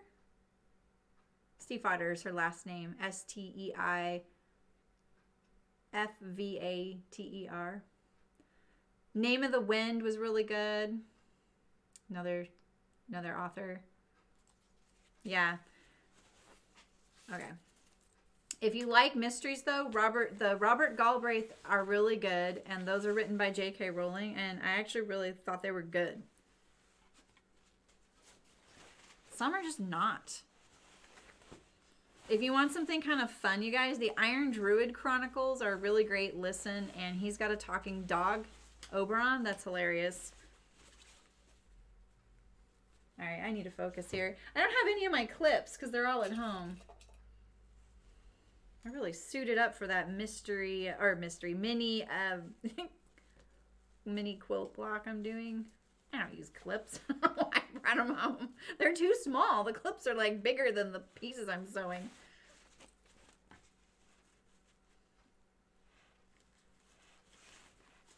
I'm not going to shorten my zipper until it's like I need to. I'm kind of doing this backwards. I know, you guys. I'm sorry. I'm kind of failing you as an instructor today.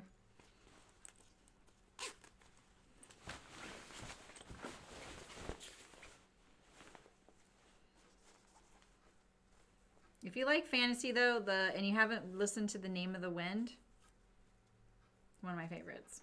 That's a really good one. He's got 2 of them. I wish there was a third. He's been working on it for a while. That's my only warning I will tell you, because you might hate me when you realize the third one's not out yet.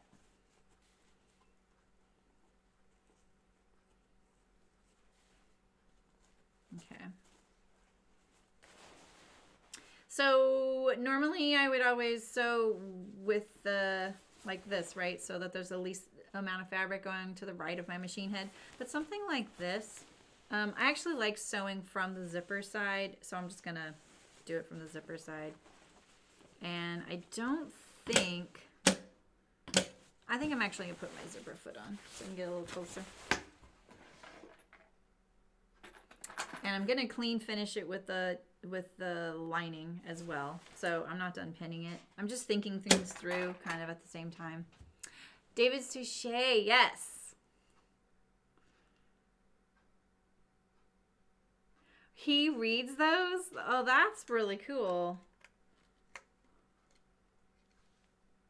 That's awesome. Why did I just take my needle out? Oh my gosh, I just changed it. That's so funny. When I went to change my needle earlier, I started taking off the presser foot, and I was like, no, you're taking off the needle. And now I just did the same thing, but I was like, no, you're taking off the needle. I'm not. I'm taking off the presser foot. I don't have a true zipper foot. I just have a really narrow foot.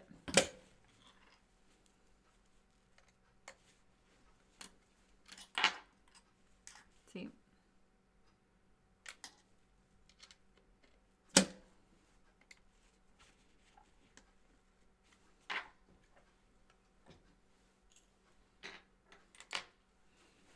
Yeah, I kind of wish on Audible, like in some ways I'm really glad that this isn't a thing, because it's like one of the platforms I use regularly that's not a social site, where you can't like people's comments, and maybe you can like their comments and stuff, but it's not like you have like a user profile and people can visit your profile and see what books you listen to.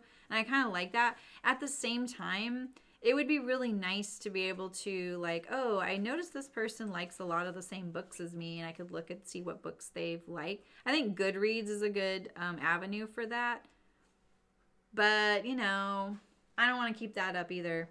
All right, one way you could probably keep, if you wanted the zipper to go straight up into it, you could do it into the seam right here if you want.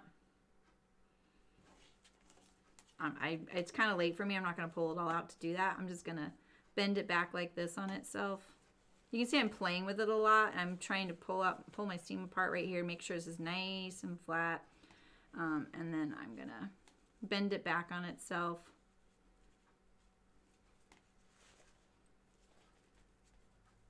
I'm going to tack it.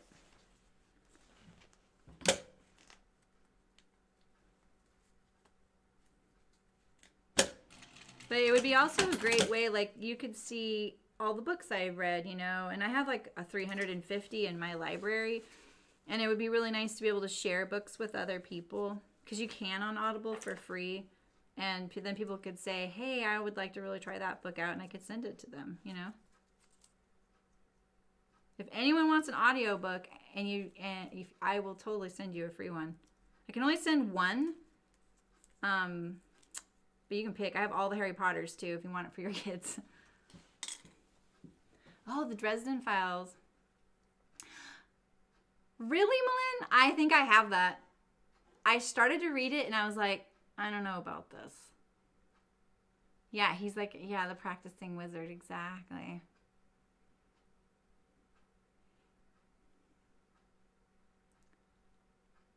Oh, okay. Oh, really, Sydney? Ooh. I've never found an invisible zipper foot. I got the one in the package at the fabric store and it was junk. It didn't work at all. All right.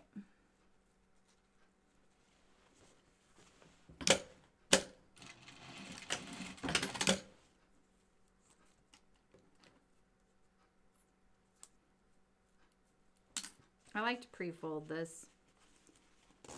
That way also you can go and trim your zipper and it's not devastating that you'll accidentally pull the slide off. And this way I can also try and get it as even as possible, straight across. I think that's the trickiest part when you're doing a zipper like this, is you want your center fronts to be the same length, left and right. And it's something you kind of get swept up into sewing your zipper and you forget that part and then you realize they don't match, you know? So, like right now I can check my center front to see if they match, but the thing is, since I made my zippers the same, I'm going to be able to probably do that on the other side, so. Oh, you've read, you've listened to the Iron Druid Chronicles? Oh, you guys, I did read a interesting, like, kind of a sci-fi thing. Oh, Agent to the Stars. That one's actually pretty funny, and it's kind of sci-fi, but kind of contemporary. And that author, I've read a couple of his things. They're pretty funny. Pretty good for sci-fi. It's a good sci-fi noob book, you know? All right, I'm going to fold this over like this.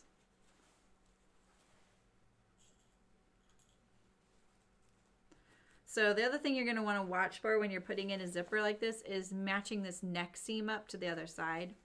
So what we could do right now is maybe mark it on the zipper tape so that it's already pre-marked on the other side while the zipper's closed right now, because the zipper won't stay closed for long.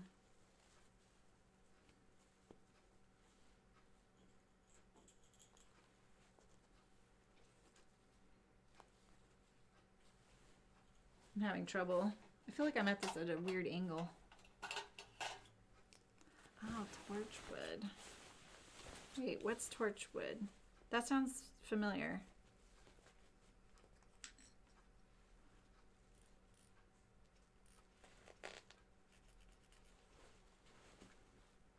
Okay.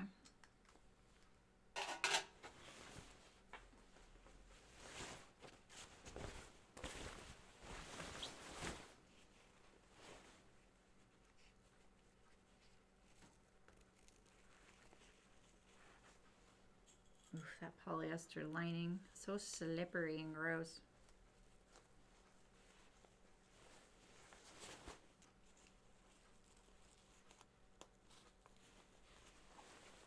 I'll start focusing on sewing a little bit so we actually get somewhere. Sorry, I'm chatting so much.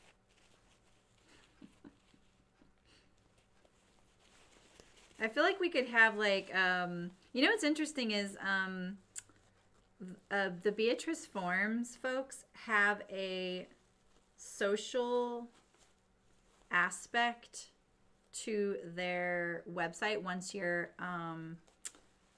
you own one of the dress forms. I keep forgetting about it. I haven't utilized it, but it gives you a chance to connect with other people that have the dress form. It's kind of like a Facebook for Beatrice users, right? But without Facebook. And that would be so, I was like, kind of like, wow, how'd they do this? My zipper is slipping out of there. Because that would be kind of fun if we wanted to do things like have like another chapter here, you know, like, oh, these are the books we're all reading, you know? I think I could probably do that on Facebook for you guys if you wanted. I don't think I got my zipper, the stitching parallel to the zipper, but I will check that before I finish. I'm kind of pushing it right here. I'm pushing the zipper teeth towards the edge there. Unzipping it a little bit.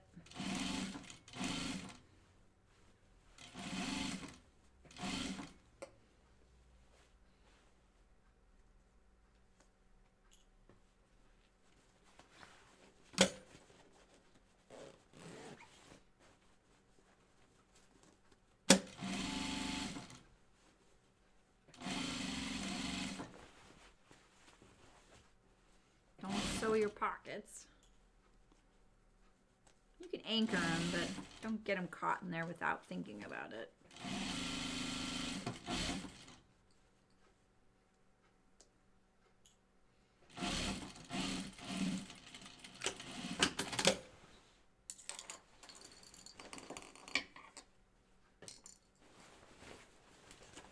Ow! What are the odds of me doing that? Torchwood, that's a TV series, right? I feel like I saw that. Yeah, I feel like I'm gonna get this a little closer. Just this little top section here. You'll be able to get your zipper much tighter to the edge because you guys have a home machine with a zipper foot. If you do, I can't get any closer than I'm getting right now. It's just kind of the nature of the beast with this machine. I've never looked into if there is a foot that allows my needle to be next to the foot and not inside the foot. I can't move my needle position.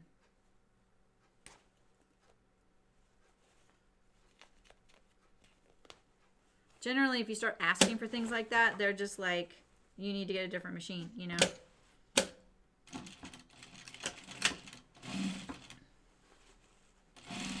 I'm gonna go tighter to my zipper right now. If I can. Let's see. I'll pull my zipper. Oh, of Doctor Who. Okay. I think I've watched the very first 2 seasons of that. That's all I've ever watched. So I'm really sorry. I'm not a Doctor Who fan. I think it's cool. I actually played the Doctor Who Lego Dimensions chapter, and it was actually really funny. I was laughing out loud during it. It was pretty cute. I know enough about Doctor Who. I know enough people that are into it too. Alright, let's see how this looks. So now we have this nice, clean, finished zipper, just like that. Yeah, see, that could be in there further. You see that? Is that my blood? That's my blood right there. Just ignore that. I guess I poked myself harder than I thought. Yeah, let's get that in there just a little bit more. But see, that looks pretty nice. Pretty close to the zipper tape.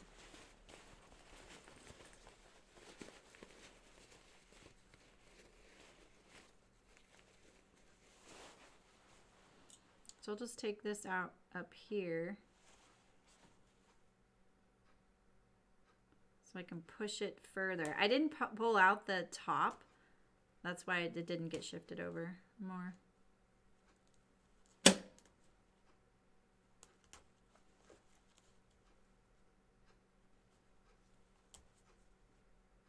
I need another seam ripper. This is one thing I noticed. I only have one. So I don't have one at home.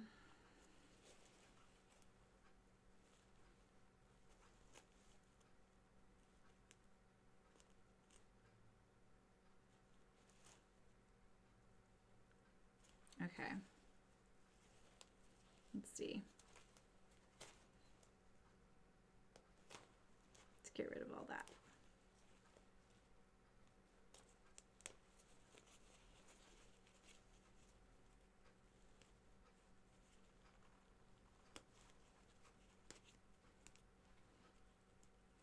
Get rid of all that. It'll look nicer.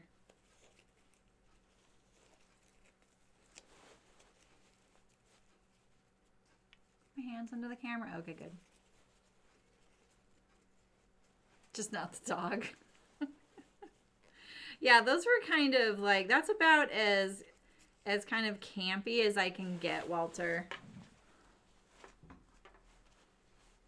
I just like, some of that stuff is just, ugh, you know?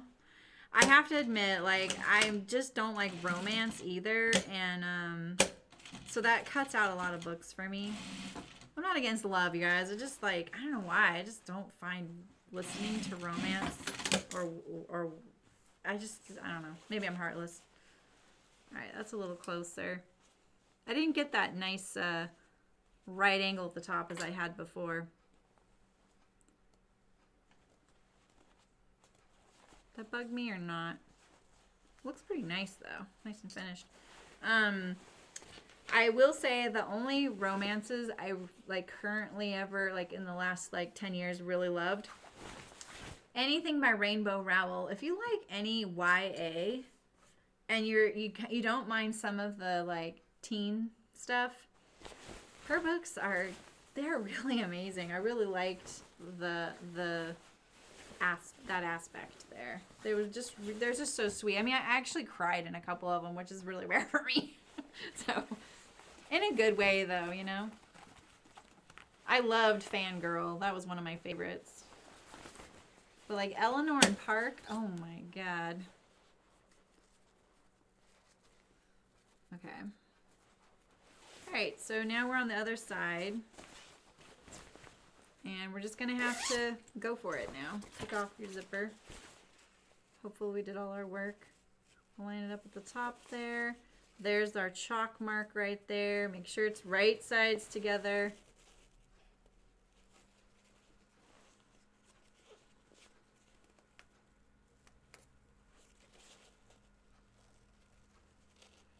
I'm going to line up my collar there first.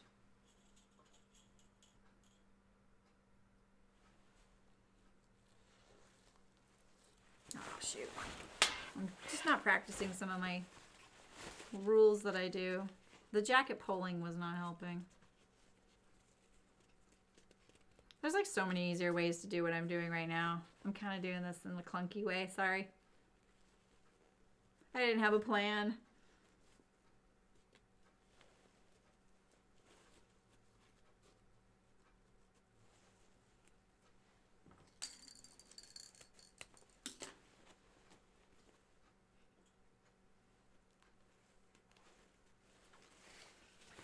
All right.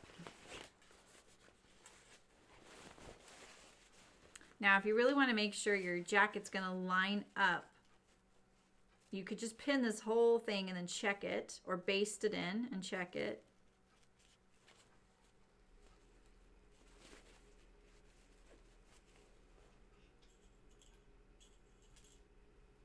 Which I think I might do.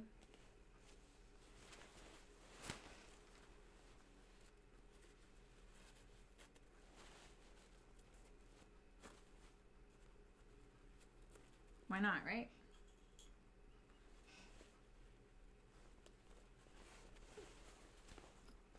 So I demonetized all my videos, you guys. So there's no more ads. I think like it was giving me $17 a month, which is still, you know, it's something, but I don't know. I think I'd much rather you guys have an ad-free experience. I could have probably made a lot more if I had inserted ad breaks and like every 20 minutes you had to watch an ad or something, but oof. I don't know about you guys, but I skip a lot of those too, even when I want to support the streamer or the video people, whoever it is. But not all the time, you know? Because sometimes I'm just like, I need to get to it, you know? Okay, so let's just look at this. Let's just look at it. Why not?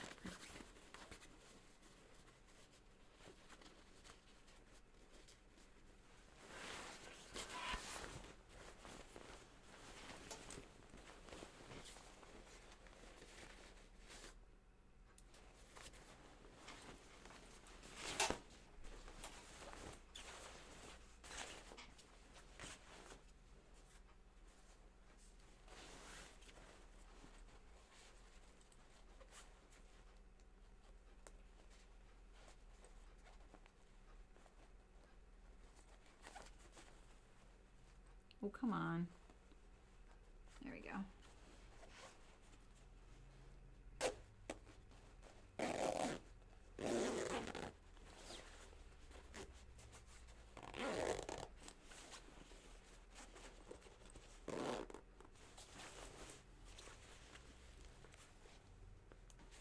That's not bad. Right? Look at my diamonds. I forgot those are supposed to line up too. So, not bad. Oh, okay, Sydney. That makes sense.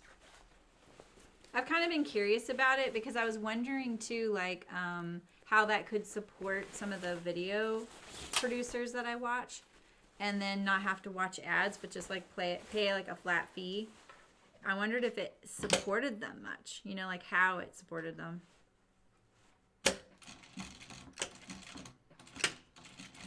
I don't watch a lot of small YouTubers. But I still want to support them.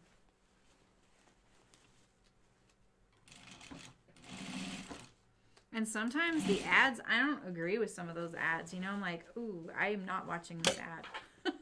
You know, my favorite ads on YouTube, though, that I watched all the way through are those masterclass ads. I love that. Oh, yeah, you can get YouTube TV. Sydney can probably explain it. I don't have it, so I'm not sure. But I think there's, like, TV shows and all that on there.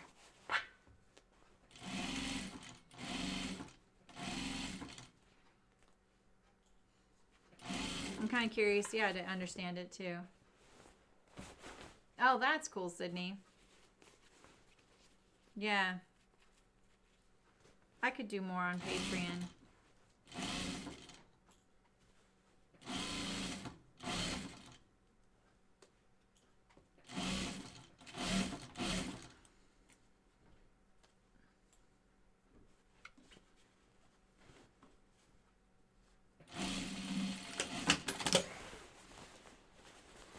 The other reason I like sewing the zipper this way is that I don't really feel like I have to edge stitch or top stitch it. This one came out nicer than the other.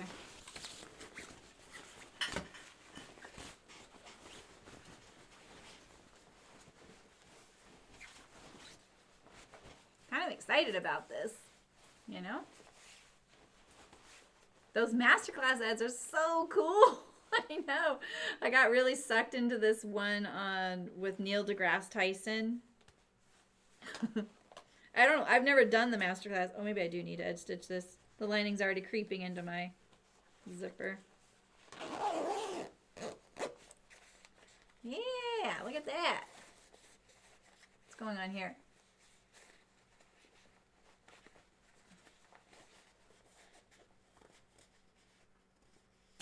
Oh, it's okay. Okay.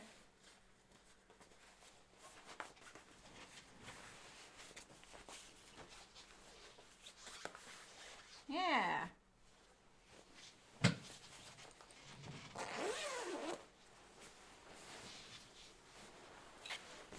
You don't find romance, excessive profanity, or buffoonery interesting. Yeah, and I don't really like long, drawn out romance scenes, you know. And it's funny because I'm not like opposed to that, but at the same time, I'm just like, come on, get on with the story.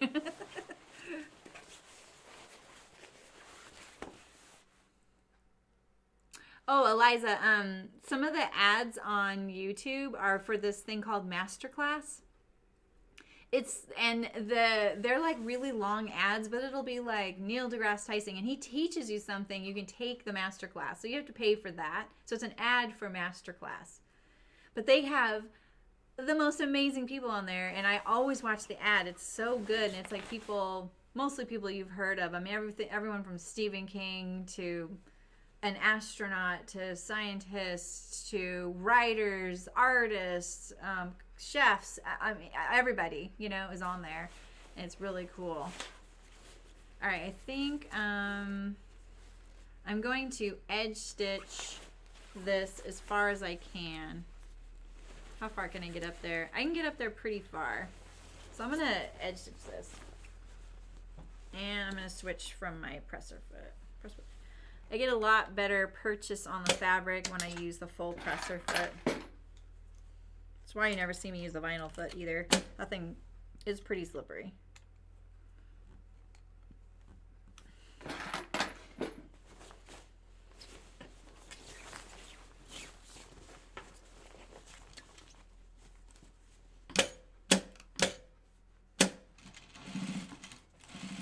I could see why you probably didn't like Oberon then, Walter. But, you know, those books are so interesting because I found that he really ties all of the characters in the fantasy worlds together in kind of a really interesting way that I've never heard of before.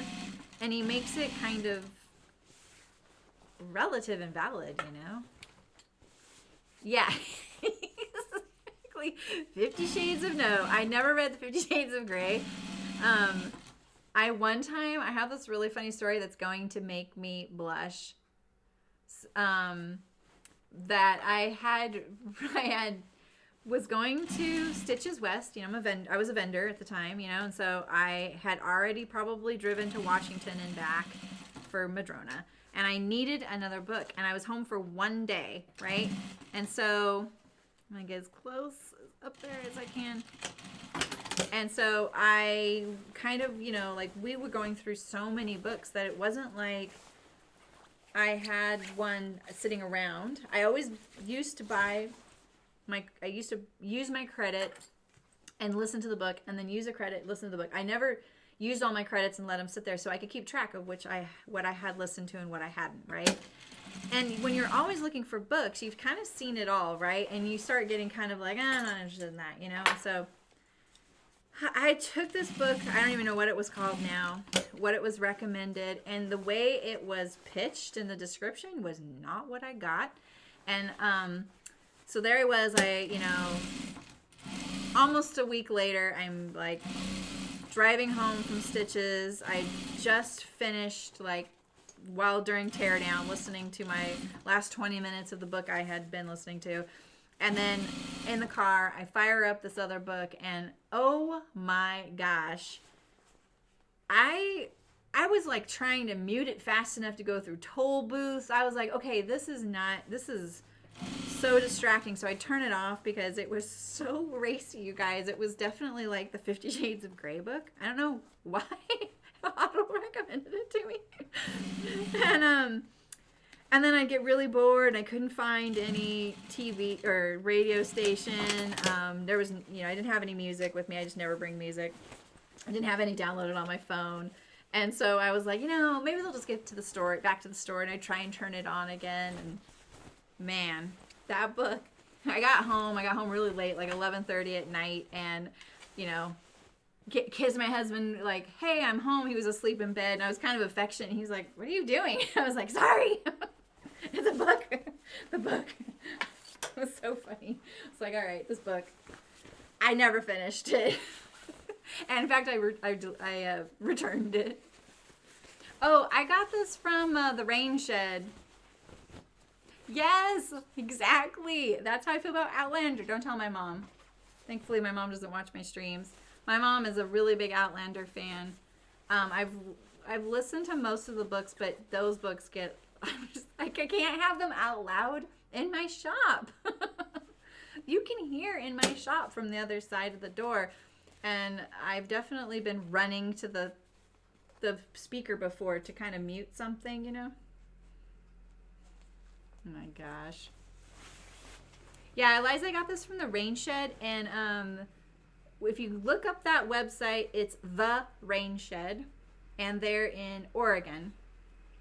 It's kind of a basic website. It is not fancy. It is not all, you know, hip and all that, but it's a lot of outdoor stuff.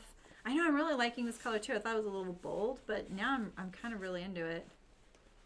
So I'm actually just going to sew all this together so I don't have to pin. I just need to bind my armholes and my hem and I'm done, and then hand stitch my welts. So if I hadn't been gabbing, I would be done by now. Go figure. They may have other fabric on there. I love that site. The stuff's always changing on there. So you gotta kind of check in if you're looking for outdoor stuff. But they have good brands on there because they buy the leftover from production of some pretty major manufacturers in the States. And I know that firsthand because we were one that sold to them. An outdoor company I worked at, not Chicken Boots. But I bought stuff for Chicken Boots from them. Pricing's really, really great. I find their website's actually pretty instructive too, because say you're like, oh, I have a little sailboat and I want to make a cover. If you start poking around on that site, you'll start learning like, oh, I didn't even think about that. My boat does go into salt water. I can't use this kind of zipper because the salt water will corrode it, you know, that kind of thing. It gives you a lot of information and probably things you haven't thought about and didn't know existed, you know, so.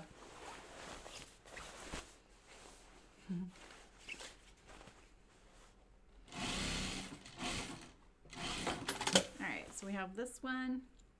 I was so close to the edge on the inside. Look how far away from the outside.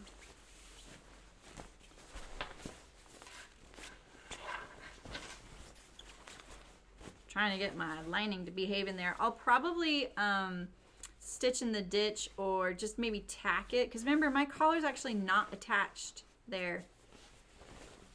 Oh, I forgot my label. What a bummer. Oh well. Oh, I could actually just maybe tack it on there. Right?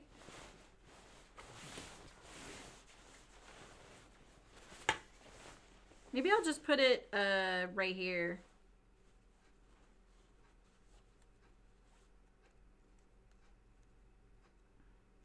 Okay, I next time might design a different kind of label. I really wish now I would have put my name on these so I could put them on all the masks, you know, because they're wanting me to tell people that I made them and stuff, and I'm like, you know. Yeah, exactly. All the connected mythology. That is a great way of putting it. He did an amazing job on that. To buy non-stretch denim. Where are you at, Karen? What country are you in? That'll help me narrow it down. Yeah, thanks, Eliza. I know, I always forget, huh? Oh, I have a little thread there. It's gonna bug me.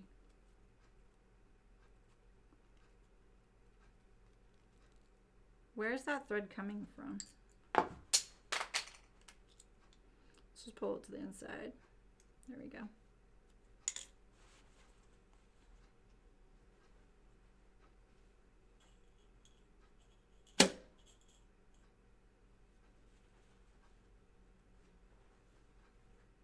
Ouch!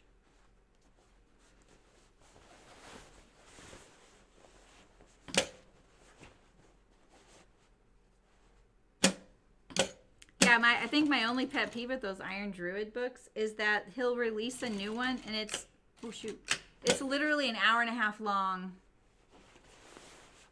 Yeah, Sydney, yeah. like I say, it's not a very sophisticated website. But in a way, because of that, it kind of educates you. You know, you start going, oh, okay. And sometimes you gotta outsmart it and look at things in a couple different spots to find things.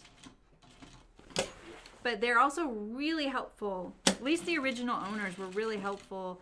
If I emailed them and I said, you know, asked them a question, they would email me, or I would call.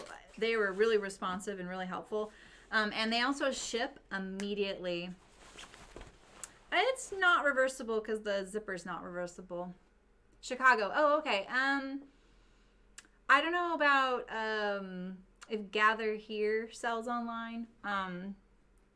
Let's see. Finch Knitting and Sewing Studio. That's all on that side of the country. Hearts Fabric for sure, and we have the discount so 10, right? So 10. And then in Canada, Blackbird Fabrics. I've gotten some from them before, but it is kind of a, you know, the shipping and the exchange. So there's that. Oh, Stone Mountain and Daughter as well.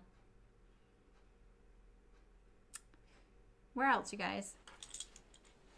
Oh, this fabric looks so weird on camera. It looks so much better up close. There's my repeat line. Kind of hard to do this one. Okay, let's sew my other armhole.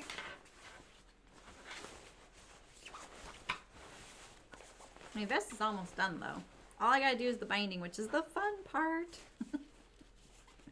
I know you guys all went.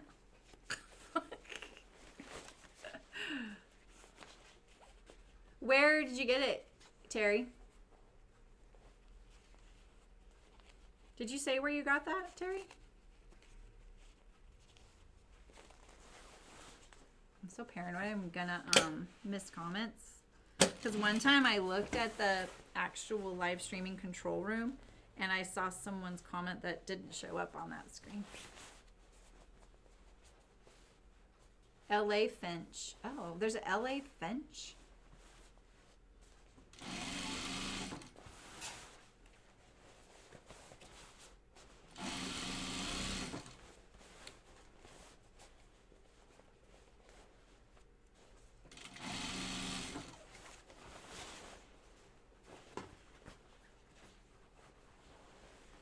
I'm kind of smoothing out my lining so that, you know, I don't get any buckling in there. Oh, Fashion Fabrics Online. Oh, I've never heard of them. Yeah, I guess there's places like fabric.com and you can get a swatch. Oh, okay, Sydney, yeah. I only know about Finch Knitting and Sewing Studio. And I've ordered from them. They have some really nice fabrics. I'd love to see their store in person sometime. All right, now I'm going to sew the bottom. I'm just going to pre-sew all this just so it's easier to bind. Why not? It'll be faster in the long run.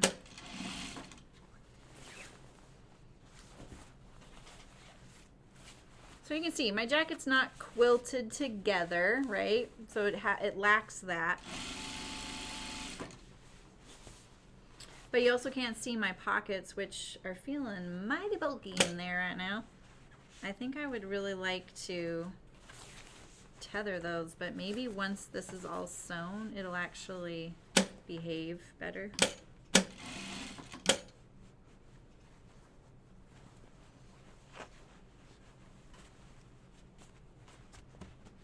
Oh, dead stock. Was it you? I was listening to you mention something like rag stock, which is maybe end of bold production. Yeah, it is me. I got dead stock denim from Blackbird Fabrics, and I've gotten it from Hearts Fabric. A lot of those stores have it dead stock. It just means like that's the last they're ever gonna get. And like the Audrey jean jacket I made, I think was dead stock denim. I don't know, and if it's rag stock you heard, that might be someone else. I don't know what that is. But like, yeah, like my vendor would come and say, oh, I have these things from a vendor, a jobber, and it's dead stock, you know. And the appeal for that is like, in a way, no one else will have it if you're someone, you know, designing a line that you're going to be sewing. And a fabric store, it's great because then maybe another fabric store doesn't get it. You have an exclusive on it. Just making sure this is all nice and smooth. After seeing my stellar sewing skills today, you know, I'm kind of doubting my cutting skills, so I'm chucking it over.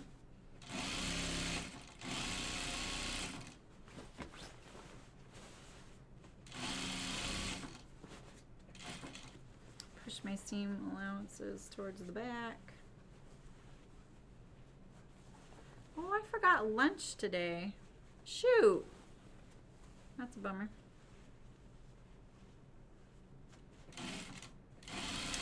Guess I'll have to eat Thin Mints.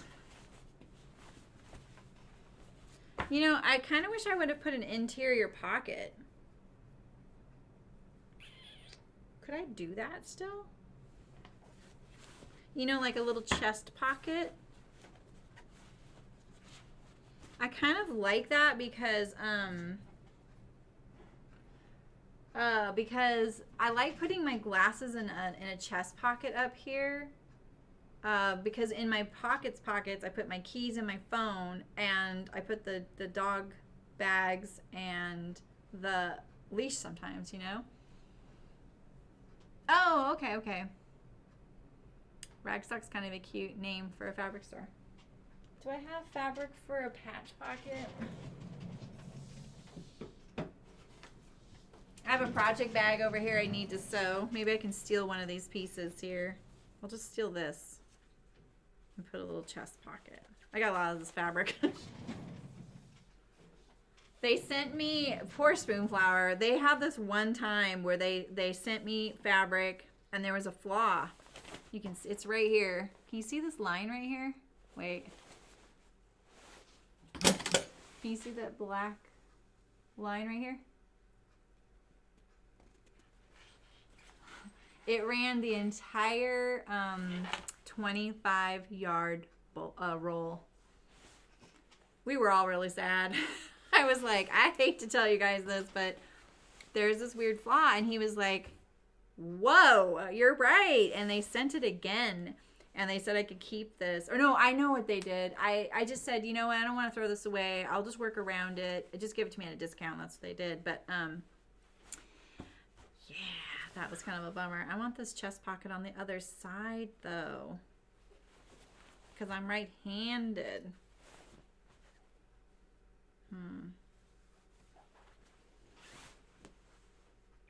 12, 6, okay. Let's cut this right here. Just, you know, on the fly, making a patch pocket. You know me. This is how I get it square. I just keep folding it.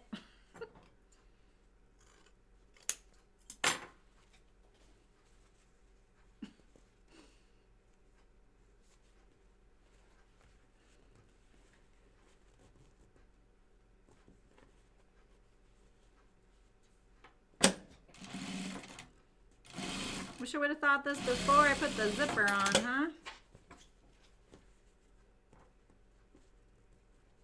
Just a little pocket.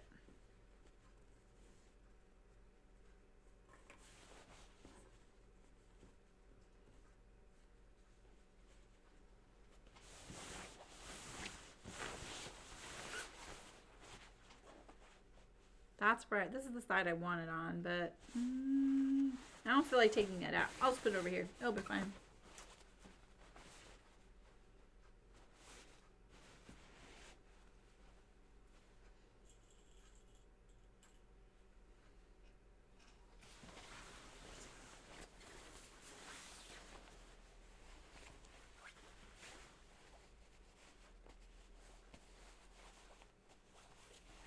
Good, it can go lower.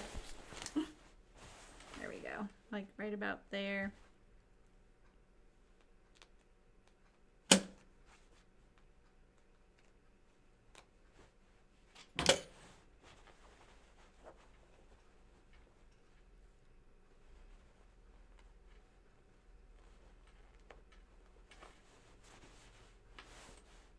I don't think I've put pins in my mouth in forever. It's like one of the most unhygienic thing you could do.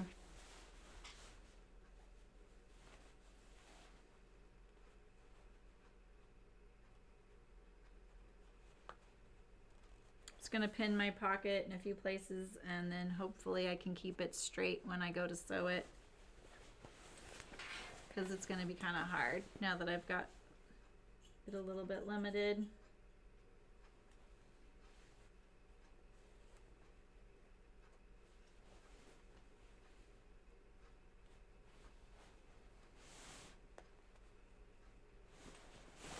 Karen. I'll just start embroidering on it. You have to rake. Do you have leaves falling? Do you have one of those trees that drops leaves twice a year? That is so rude, by the way. We have I think it's our camphor. You know the tree in like My Neighbor Totoro? We have one of those in our yard or two. Smells really good. But it drops the leaves twice a year. They're not very big though. It's not a big deal. Should have done this before I sewed anything. Should trim that thread too.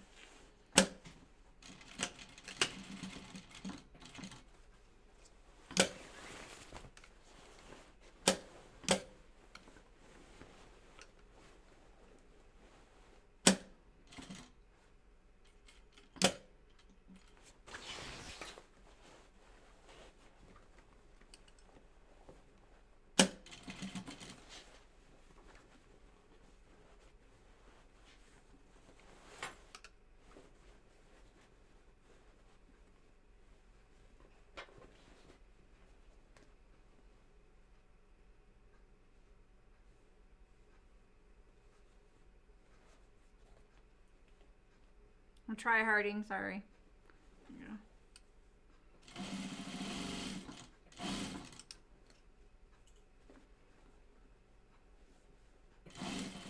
This poplin, this is spoonflower poplin.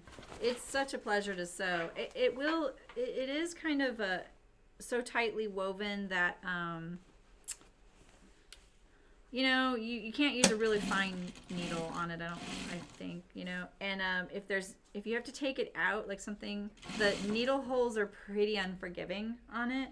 But man, it stays dead accurate when you cut it out. And I love that. It doesn't grow or relax or anything like that. A lot of the fabrics are like that because of their printing style.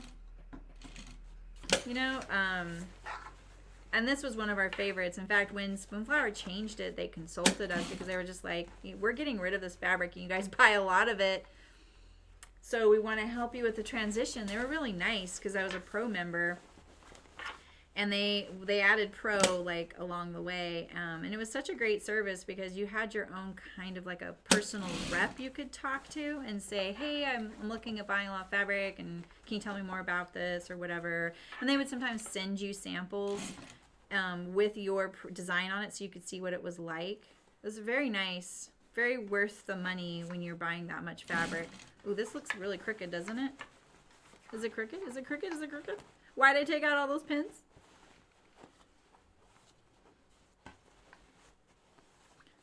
It's fine. So I didn't like the new one as much, but it worked better in our binding machine, so that was a huge plus.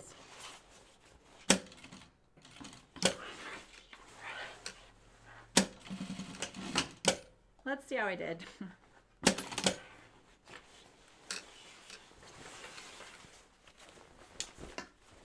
There we go. Guess what? I could have put my label on that. Oh gosh, Karen, yeah, that's us too. I could have put my label there.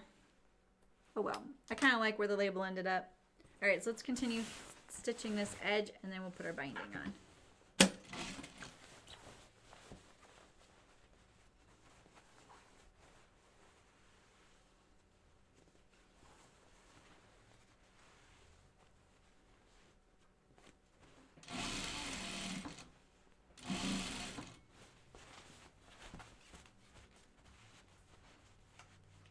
See the bulk of my pocket here?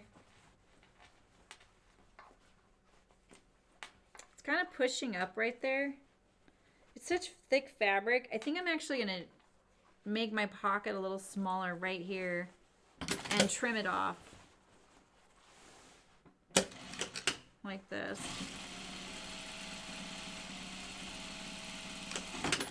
Like that. See that? I'm just going to cut that baby off.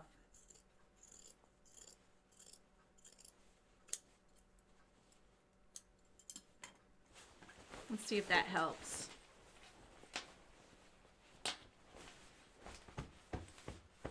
Yeah, look at that. Nice and flat now.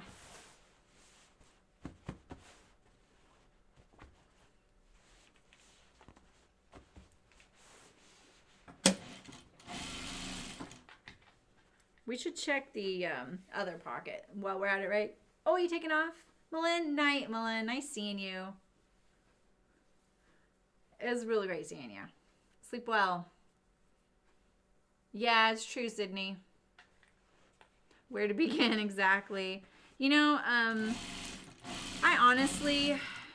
I've spent hours looking at Spoonflower fabrics, and what I think is helpful is just like a bunch of them, like heart them, and then go back and look at it when you're feeling less like you're tired of looking at it. Go look at your favorites, delete a few, and just do that a couple of times. And then don't worry about it too much. You're always going to find something that you like or like better, and you just can't overwhelm yourself with that. If you like something and you can kind of picture it, and I also think like they kind of changed how you can view fabrics. I think because of there was some copyright issues happening. This is the only reason I can think of why they did it this way. So it is a little hard to see the scale. So just pay attention to the scale. Like look at the rulers. The way they have those thumbnails now where you can see it in bedding and stuff like that in wallpaper. It's kind of helpful to see the scale like that when you can see it from far away. But it's not like having a sample of the fabric in your hands, you know. And that's what I would say. Just get a swatch. Swatches are pretty cheap, especially if you designed it yourself. You get a discount. And that way you can kind of tell. So, all right. So how's this pocket over here? It's still so like bulky right there. This is a really bulky fabric though. I think that's just how it is.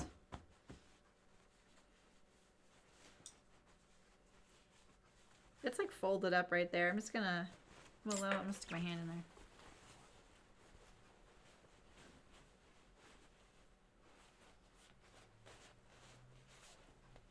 Yeah, I think I'm gonna unpick it right here.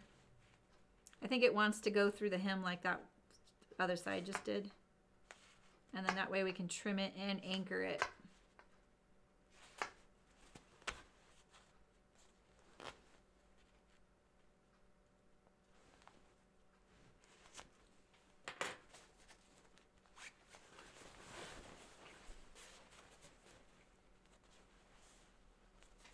Yeah, look at that. Okay. See that little bit right there.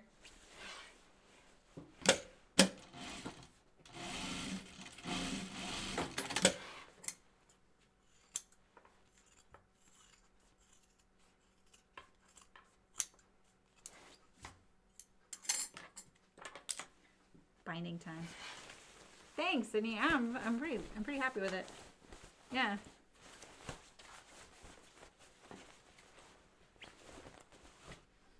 Check it over before we bind it. Yeah, so I'll definitely do some tacking in here to get it to the collar. I could have done that along the way and I didn't. I got a little eager for the zipper part. I want to make sure that it lays flat. It wants to lay a little differently because the fabric's different. Maybe I should have top stitched the edge there rather than understitching it. Once it breaks in, though, it's going to be better.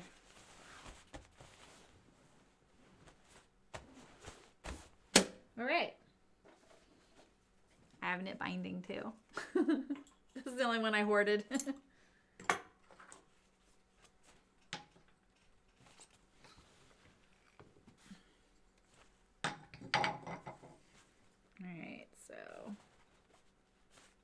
Let's look how well this is even down here.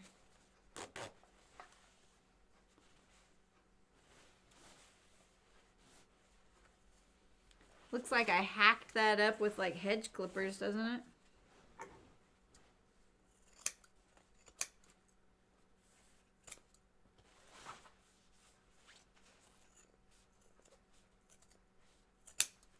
So one thing you'll note about the Tamarack, especially if you haven't sewn one yet, is the way I treated this. I should have said this a long time ago. I totally forgot. I've done this twice now.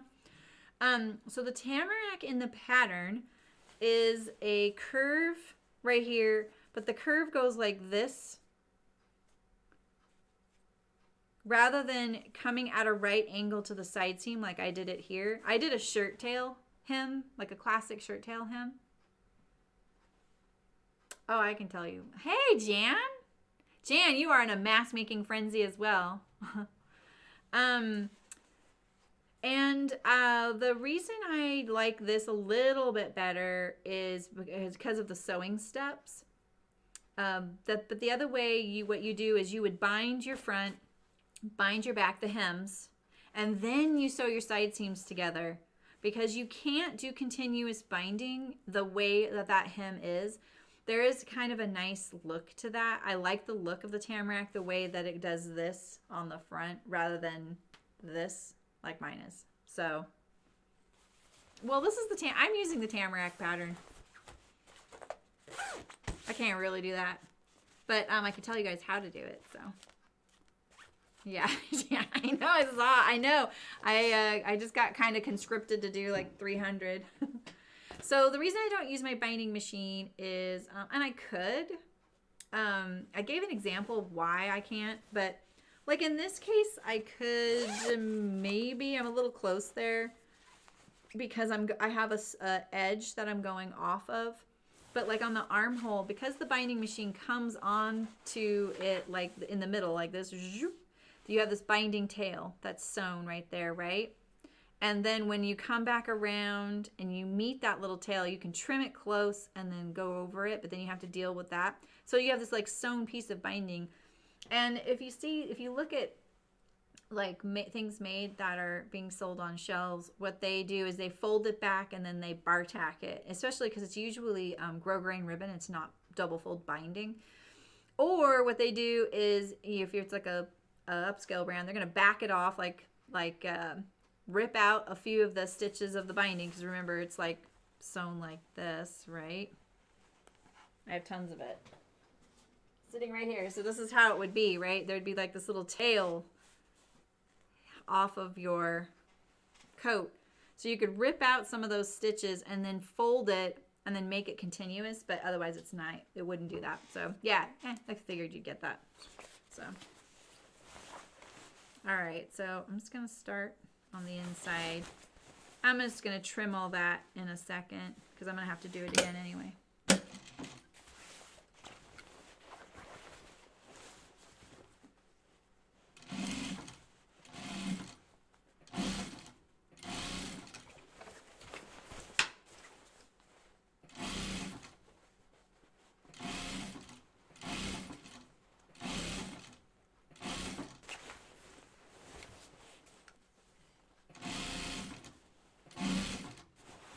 This is going to be a good little kick in the butt for my friend Kathleen to finish hers now.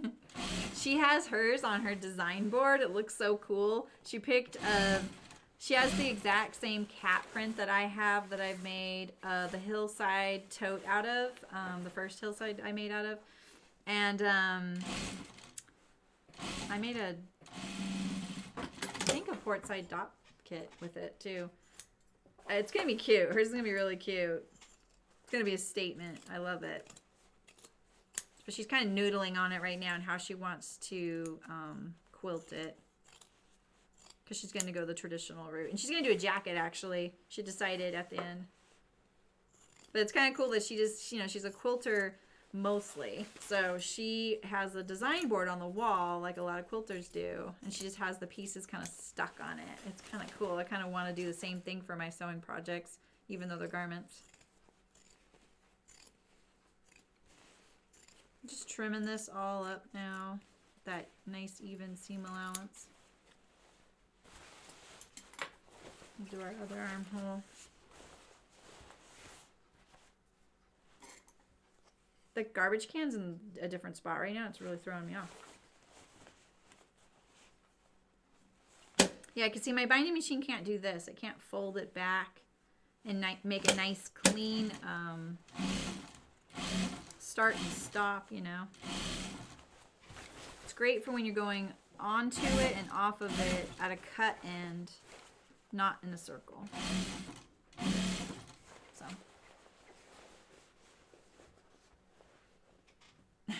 Yeah, right? I know the Spoonflower fabric's 50% off. I need to go do some shopping because the fat quarters are kind of nice. And oh, and I'll tell you, like, if you guys want to make a bag and you do like a fat quarter of, say, like the twill, you get a gigantic fat quarter. You get something that's 18 by 27 inches wide. That's almost the, you know, like you're almost getting like a half yard of fabric, you know, if it was compared to like a quilting cotton width. Because that the twills and some of those others are 54 inches wide. I don't think the sale applies to polyesters. Something else. And it's probably because the polyester is a chiffon and they're not going to do a fat quarter of something like that, and some of the others. Now, if this binding were going to the inside of the garment, I would have to clip this curve. But because it's not, I don't have to clip it. It's not going to be folding along the seam line like this. You know, like if it were going to the inside, like, or the outside, you know, whatever. If it was going to one side like that, I would have to clip that curve. But I'm going to put it on the edge.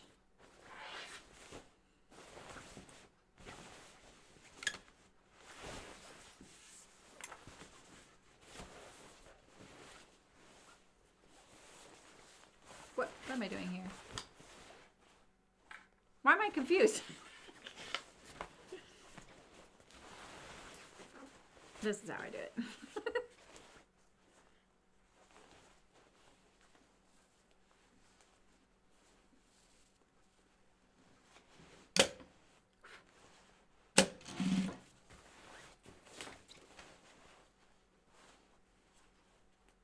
Probably knits aren't included either. I don't know though.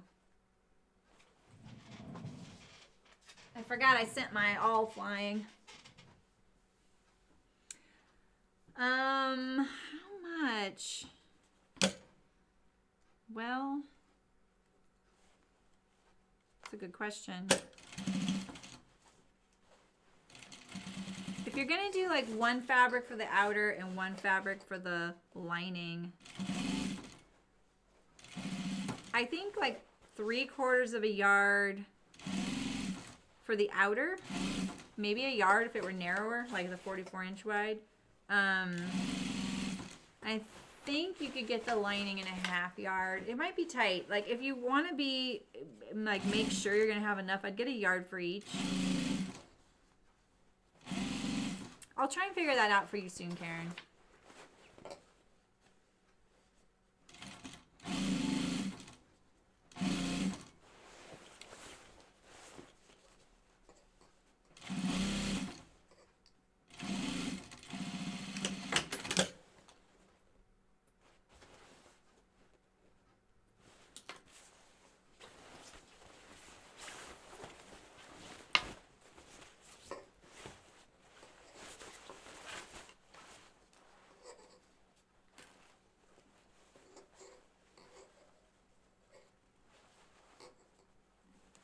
I'm gonna try and get away with not trimming that, but I can see it's a little wide right here.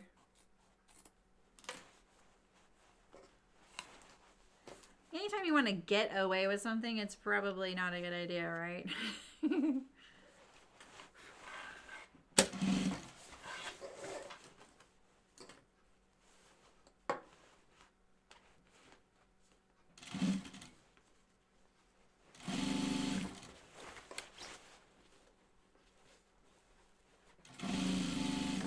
My fabric store doesn't have a whole lot of separating zippers. But I actually did look with one with a dual slider. I think they had a couple, but they were pretty like unique, or big or heavy or something. I can't remember. Maybe the color was weird. I can't remember.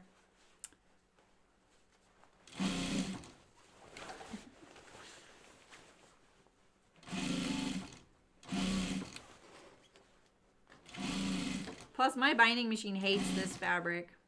This is the stuff I was using in the binding machine, and I sewed myself the worst I've ever sewn myself. So I'm a little scarred from that.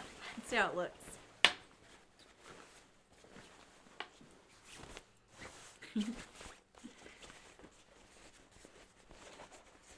Yeah, I can't get my collar to like stay because it's not seated at the neckline, you know?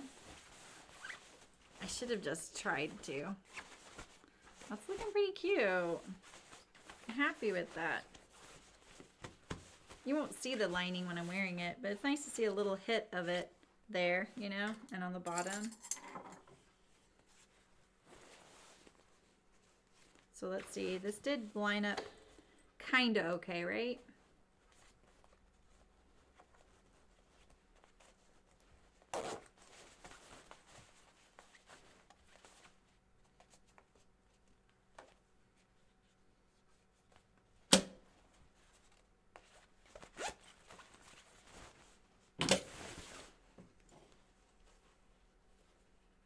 This way I can wrap around just like that. Actually, I think I'll just sew it like this and wrap it when I get to the other side.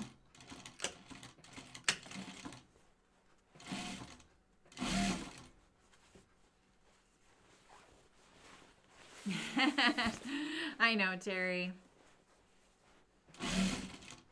How's your binding machine going, Terry? Are you using it for anything in particular right now?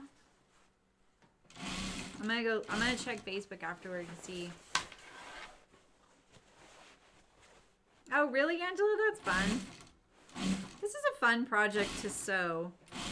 I had an idea to do a gradient one, like all strips of fabric that are gradient. And I just don't know if I have the fabric in my stash to make it like truly like good, you know?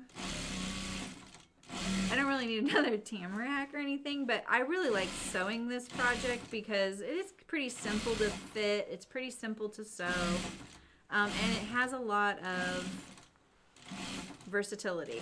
You know, if you start looking at the Tamarack hashtags, because there's a few. What's going on here? You can really get inspired by what some people have done. I got a little bit of a bubble going here. I think what I'm going to do is I'm going to try and include it in this binding right here. Just like that.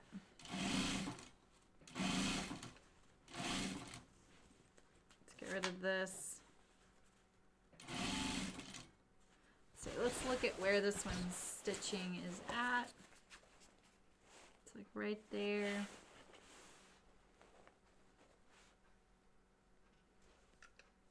It's like a fat 1/8 of an inch under the zipper tape.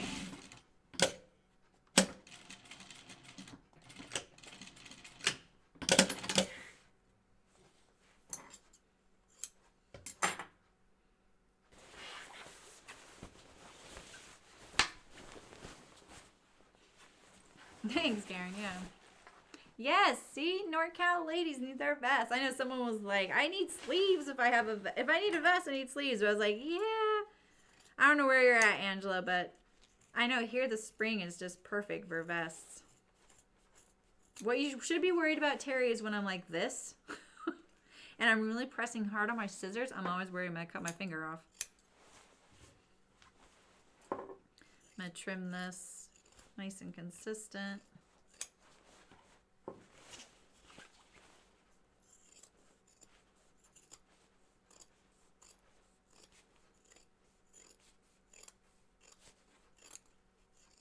This would be better with a rotary knife. It's just easier to make sure you're not going to cut the jacket. You can get it nice and flat, get all those thicknesses.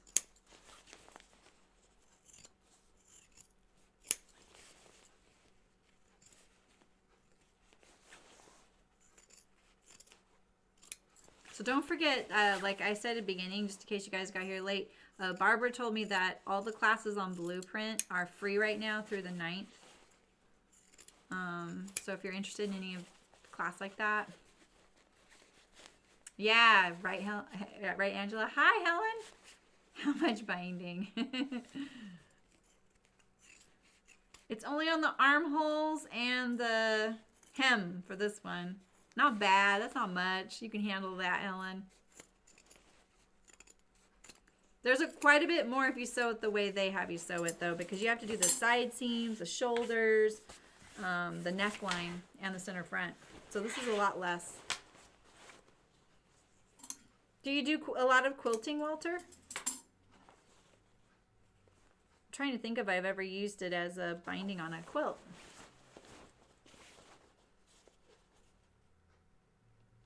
Sorry, I'm getting text message.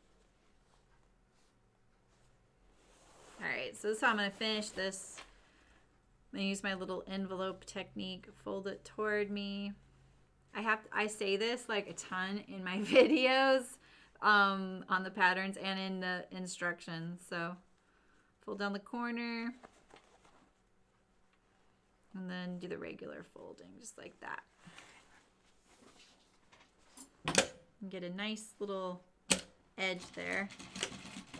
The machine doesn't want to sew because of the zipper. Okay, there we go.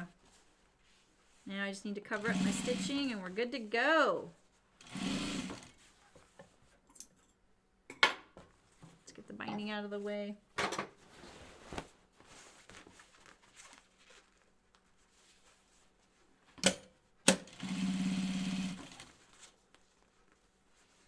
Yeah, Walter, you can get 5 yards of binding out of a fat quarter. Fat quarters on Spoonflower are smaller though. You lose a little bit of the fabric to the because of the printing style. There's a lot like a wider selvage, you know. But at this width, you can get about 5 yards of binding out of a fat quarter. Just in general. If you use wider binding, then you're gonna obviously get a lot less. The problem, like, for a lot of folks is you can't order half yards on Spoonflower. I've never heard anyone complain about it or talk about it, which is kind of interesting, you know? I know, it's, yeah, well, it's a photograph of knitting. That's how I did it. I have it in 2 different scales, too, Walter, and I think that this is the smaller scale, just so you know. The original one I uploaded and used in Chicken Boots was bigger. And then I scaled it down and really worked on the repeat. I hired someone, Rayanne's partner, because he's really good at that kind of thing. And he helped me get the repeat to be a little bit more seamless. Since it's a photograph and it's not actually a graphic, I can't really manipulate the knitting to look continuous.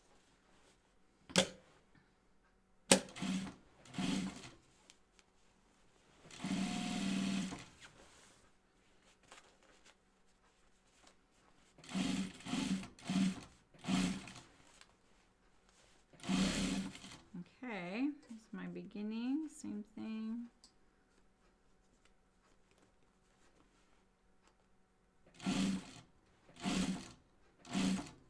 Okay, I'm going to tuck that little thread bump in there and tuck my tail in there.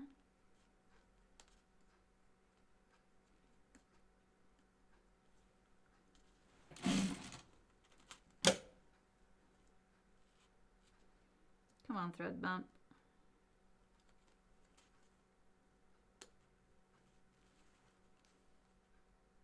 Oh boy.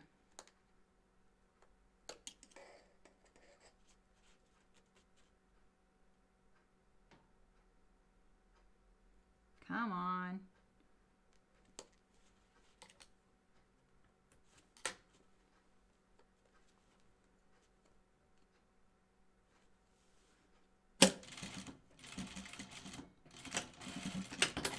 Phew.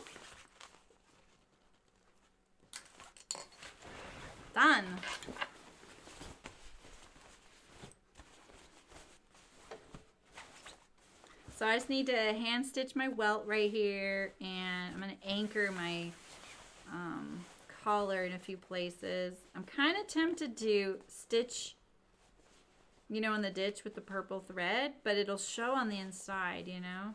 I could use cream bobbin, you know. I kind of want to do it with the machine.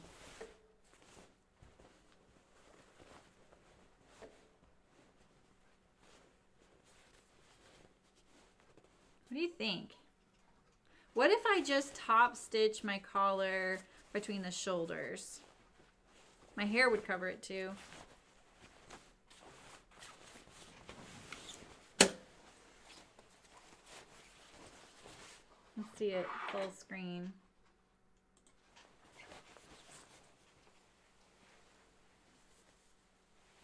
Take off the real hand knitting. Oh wow, you can see a little peek of it.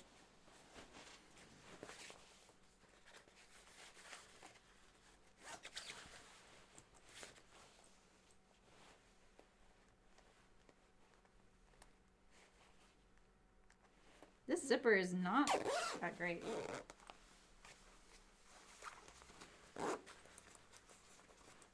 Yay.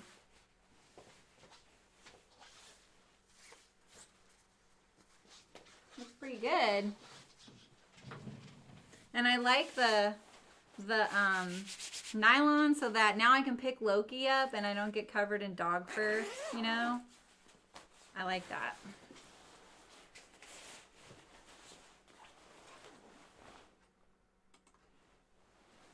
Thanks. I thought it was going to be kind of like campy to use the knit print, but you know, when you don't see much of it, like when it's peeking out, it's actually pretty cute. Maybe I'll post this one on the Old Chicken Boots Instagram. They'd love seeing this. Some of them have bags made in it. See how this is pushing this way? That's the zipper tape. You know? So there's disadvantages to it not being quilted all the way through, right? But at the same time, there's advantages to it. You could probably tack this to the polyester in there. Could have top stitched it all the way through, that would help. But this turned out really cute. So I'm just gonna hand sew that. Might as well hang out with you guys. Thanks, Helen. Yeah, it's like the only fabric design I ever did that I really like, I'm proud of. It turned out really good. It's the only thing I ever had controversy over as chicken boots too. It's kind of funny. All right, so, oh, this isn't my handy side threading needle. That's not either. The heck? Kind of Neanderthal uses a traditional needle. I'm just teasing. Oh, Terry. That's awesome, Angela. It's on Spoonflower. You can get it on there. I think I'm Chicken Boots on there. If you look up Chicken Boots knit print, that's what it's called, I'm pretty sure. I have this one on there, the larger version of it, and Pearl. Like the backside of knitting, I have that on there too, which looks like this. There's the Pearl bumps. So when the project bag is made, it has the knit on the outside and the Pearl on the inside. If you know, you know. You know, it's like one of those great insider knitting things. All right, so when I sew this, I've done this a couple times. I am not an expert hand sewer. Everyone here knows that, so if you don't, I pity you. So here we go. I always start in a like nice hidden spot to start my needle like this. And the way I do my needle is a way a cross stitch person taught me is now I do it this way. So I put 2 threads in there, and this is my cut end, and that's at that end, and then the loop is at the other end, so I could do that little slip knot I just did. And so for the first hand stitching I do, I get that loop knot. So I'm gonna try and hold this shut like this, and just do it from the other underside like that. And I may have to do it a few times.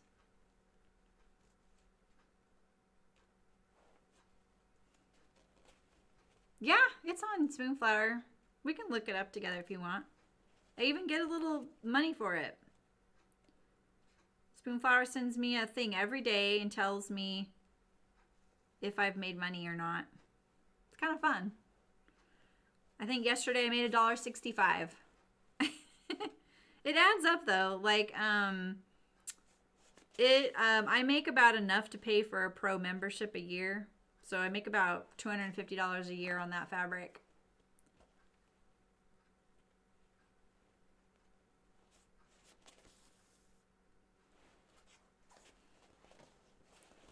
So see, now I could do this a little better. So another way I've done this before is do this. Fold it like this.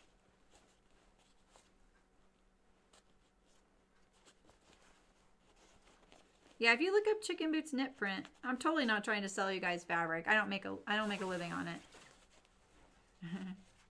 Ah, cool, Ray. Did you go back and watch the beginning or something?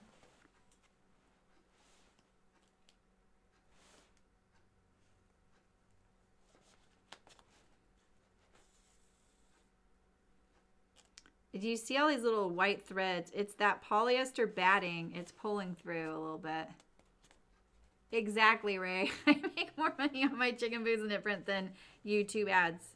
The irony is not lost on me. I spend more time doing this. You know, it's kind of funny. But I could optimize the YouTube ads, and I know that, but I also feel like that would just decrease people's patience with my videos. I don't really want that. I don't do this for the money. I do it because I really enjoy it. Hopefully the patterns will keep everything going. That's right, there we go. So now you have your welt there. You could do tighter stitches than I did and you wouldn't see them at all. I got quite good at it. In fact, see how I use this under the back side? I should use the top. So let's do that. Go back and do that.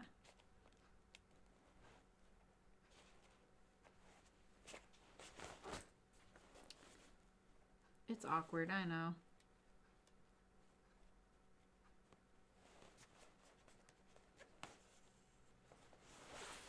Now that I have it kind of secure, it makes it a lot easier to kind of play with it. Try and poke your needle straight across from the other side. I think that helps a little bit.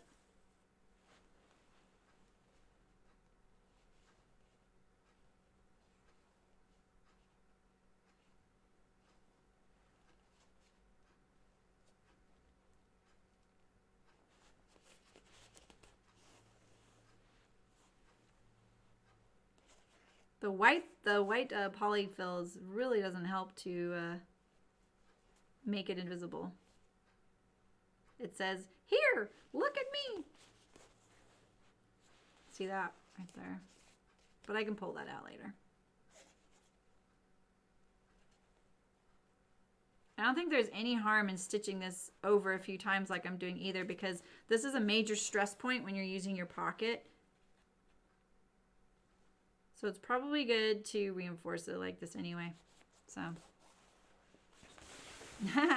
I'm not very good at hand stitching. I feel like I'm only good enough that because I don't like it and I'm not very good at it, that I've learned little like tricks for myself, you know. But like that, oh, this is okay.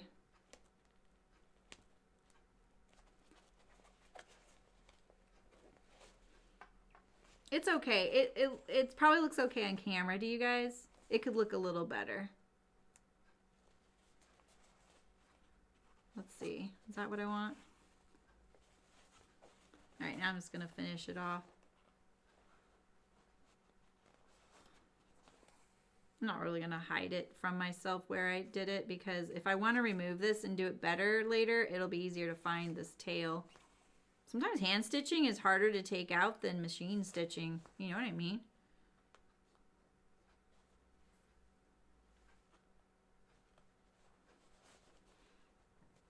I think also I've gotten better at finishing the project all the way through on camera, because that's what I'm going to do when I log off anyway. I don't just throw it in a pile and walk away. Well, there's sometimes I do that. But only that's when I'm like really hungry or I have to go. I try and finish things immediately. I do not want them sitting there not getting used, you know. See right here, do you see this little thread here? That's actually this quilt stitch. And it's kind of in an unfortunate spot. All right, so here, let's do this one now. Do I have enough? Yeah, I do if I move this down. I don't get my little loop though, you know. Oh, that's awesome, Ray. I do that too. I listen to videos. You have 2 quilts you need to finish. Those are on the to complete list. Oh, 3. Oh, you have a sad quilt story? I want to hear it. I mean, is it gonna make me cry? Okay, so let's start at the bottom again. What's this? What's this right here? What is that? Oh, it's just a little thread. Let's get rid of it. You don't want anything making your sewing looking worse than it needs to, right? I don't. Oh, I actually don't want that. I don't know why I just did that. I'm just gonna, I don't want that knot. I would have done that differently had I thought it through. I would have done like a few loops without a knot, you know? But now that I'm just stitching that piece, I'll just start with my usual. I'll just do 1 pocket so you don't have to sit through all 4 of these. And then I'm gonna tack my collar in a few places.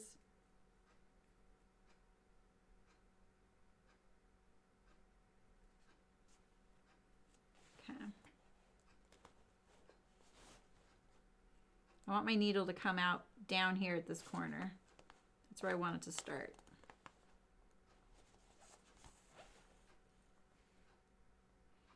That's one thing I've started paying attention better about my hand sewing, is where is my needle going to come out at, you know? Because I feel like that's sometimes what foils my efforts, is that the needle is coming, it's like trying to connect to the other side in the wrong spot, you know? And so then it becomes visible or misaligned. And so I'm trying to get more aware of where my stitches are going to be. Just like in machine sewing, right? That's what I work on all the time, is where is my needle in relation to my sewing, especially with binding, right? Yeah, they do, Sydney, exactly. And it's kind of why these welts are so easy to sew in a way, because they cover up this right here. This is kind of showing every little wrinkle in that nylon. So we'll see if I leave that. I don't know what this wrinkle is right here. I think it's partly this polyfiber fill thread. There we go. It looks a little better. I can't really iron this, so it kind of leaves me limits. Okay, so let's see. How do I do it? What angle do I need?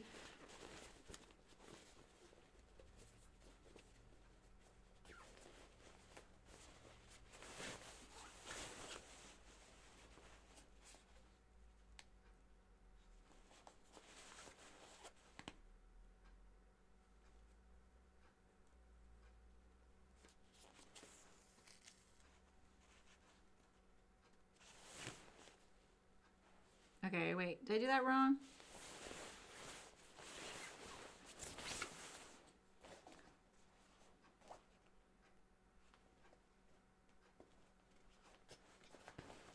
This feels so awkward to me this time.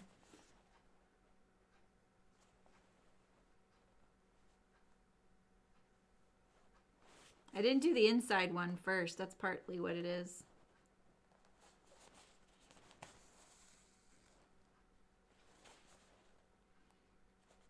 I just know when I did this the first time on my first one, I wasn't really that happy with the sewing.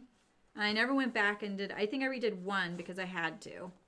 But I don't notice it at all. It looks totally fine. Now that the jacket's kind of broken in, and for that jacket, just so you guys know, I just used regular old canvas. I used it's probably a 10-ounce canvas, organic cotton duck or something, and very vanilla. And then I just used that bird print that you guys have seen as the lining and quilted through, and that's what kind of made it work. But that jacket has broken in so nicely and so much faster than, like, say, a denim will. You know, like my Audrey jean jacket, I'll probably eventually sell that or give it away. It's too stiff. I don't really like wearing it. The pattern is really good on one level, but it's not a very comfortable jacket. The armholes are just not quite right, I think, for me. So, and the pockets are too gosh darn small. It's the only thing I complained about with that pattern was that the pockets, I don't know what they were thinking on those pockets. They're like 4 inches, 4-inch opening, you know? So, I don't wear that jacket, and that jacket turned out beautiful. And it's one of my most viewed videos ever, is sewing that Audrey jean jacket. But I never wear it. Fits me nice. It's just not very comfortable. Denim is so boardy, you know? Oh, I feel I'm not doing so good on this one. I'm doing it at the wrong angle. This is why. I need to do it like over here or something. What am I doing different this time? Bye, Sydney. Nice seeing you. Thanks for sewing masks. I might do a little bit of that today too.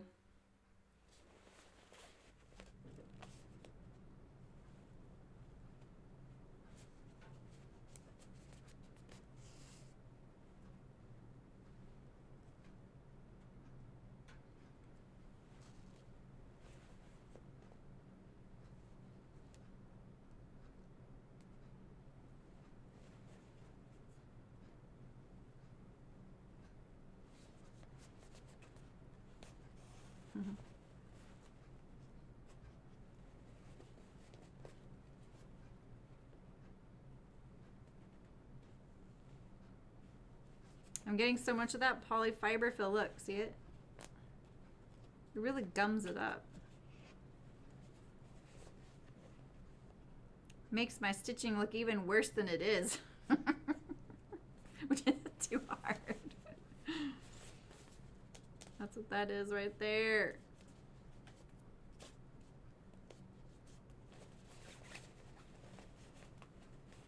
So you can see every one of my little stitches because of the nylon. What would I do differently to make this better, besides get to be a better hand sewer? Partly I'm hungry. I think that's it, you know?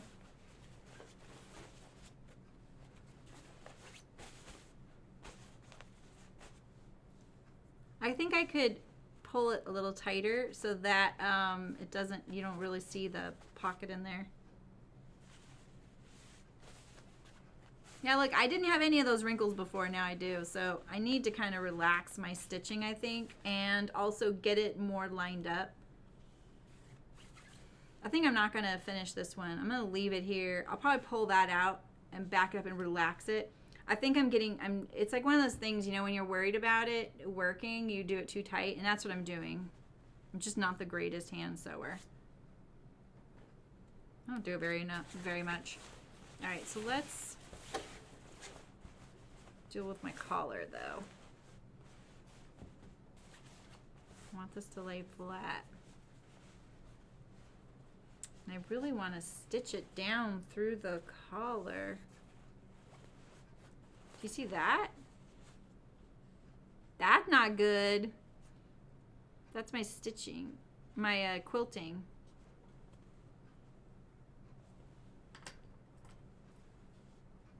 So this is, it took me a while to figure this out. But you say you have this like a thread and you have to get it to the other side.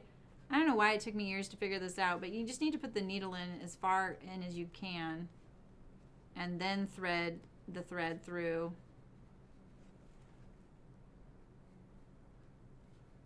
This works great for like the ends of your, oh no, now I've got the bobbin coming. What the heck? Okay.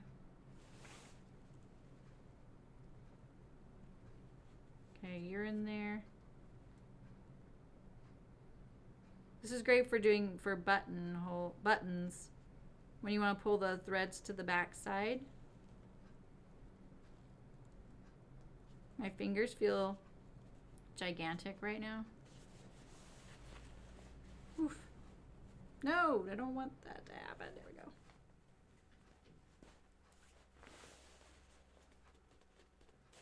we go. Oof. I may have to secure that, but I got it through there. It's one thing you got to watch for with these pre-quilteds. Everywhere you cut it, it's not back-stitched. Night, Louise. Nice seeing you. Stay safe. All right, I'm going to change this thread and do a bit of machine stitching through my collar.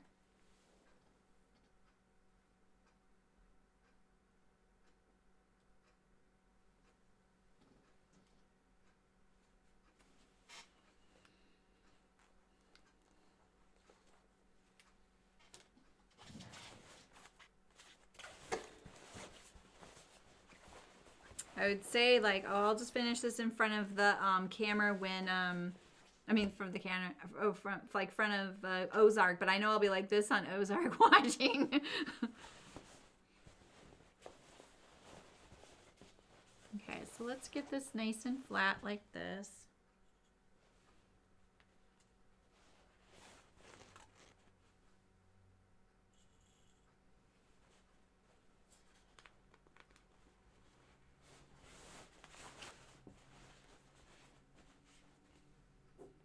I think the thing I could have done to prevent this at the very minimum was stitch my collar through the top rather than under stitching it.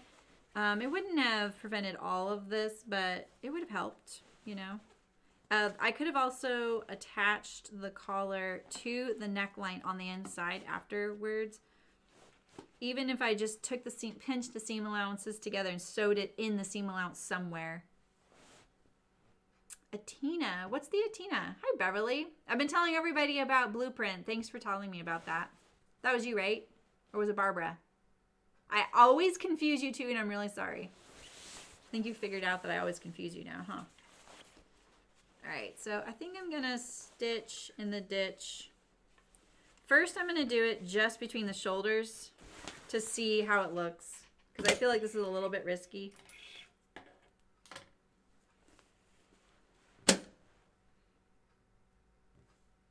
Is it Athena jacket or Atina? I feel like Athena sounds a little bit familiar. Jacket pattern. I can't remember. Let's just try it in the shoulder seams first.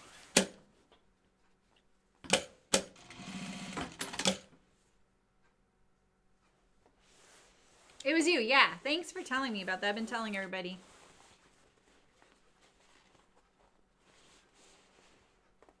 I'm just going to pull the seam apart, the shoulder seam right here at the top a little bit, and so right there in the ditch.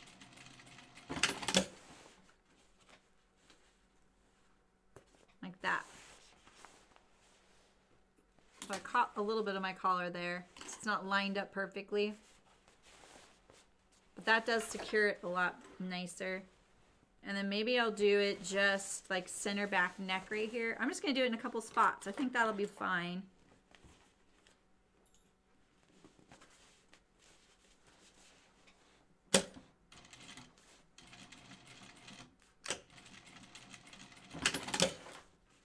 And then you see how that little white thread, if I just pull on this side, it should pull it to the inside. Now I'll pull.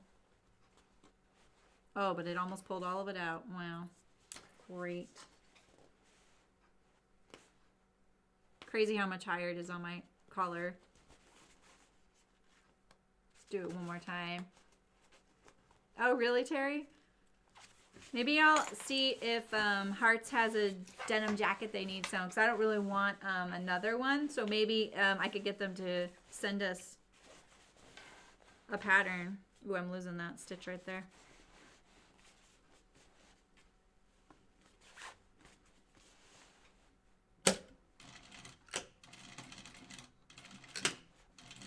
This thread matches remarkably well.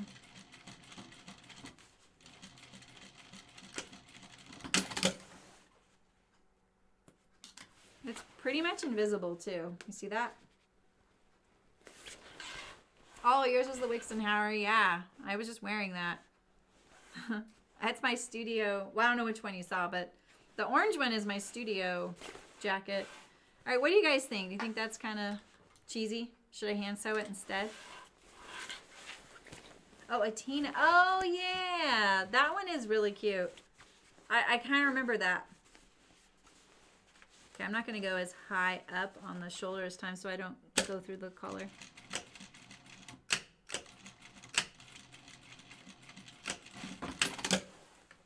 Yeah, I think my most viewed videos, I actually don't look at this very often. I probably should so I can kind of pay attention to it, but is the Audrey, the ginger jeans, and it might be that Wixton Howry.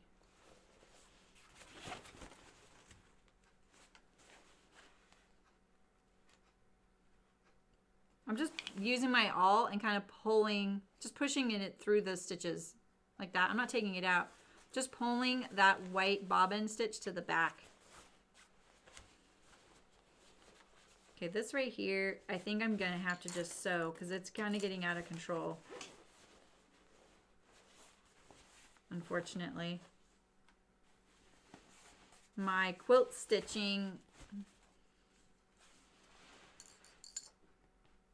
I'm gonna make my stitches much smaller so it looks like it a little bit.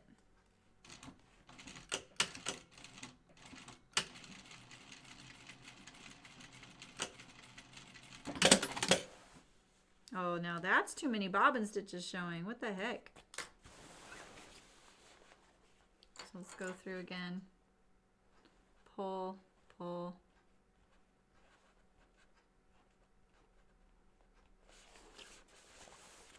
I may work on that a little bit, or color it with ink. All right, you guys, this is pretty good. Oh, I have a thread there.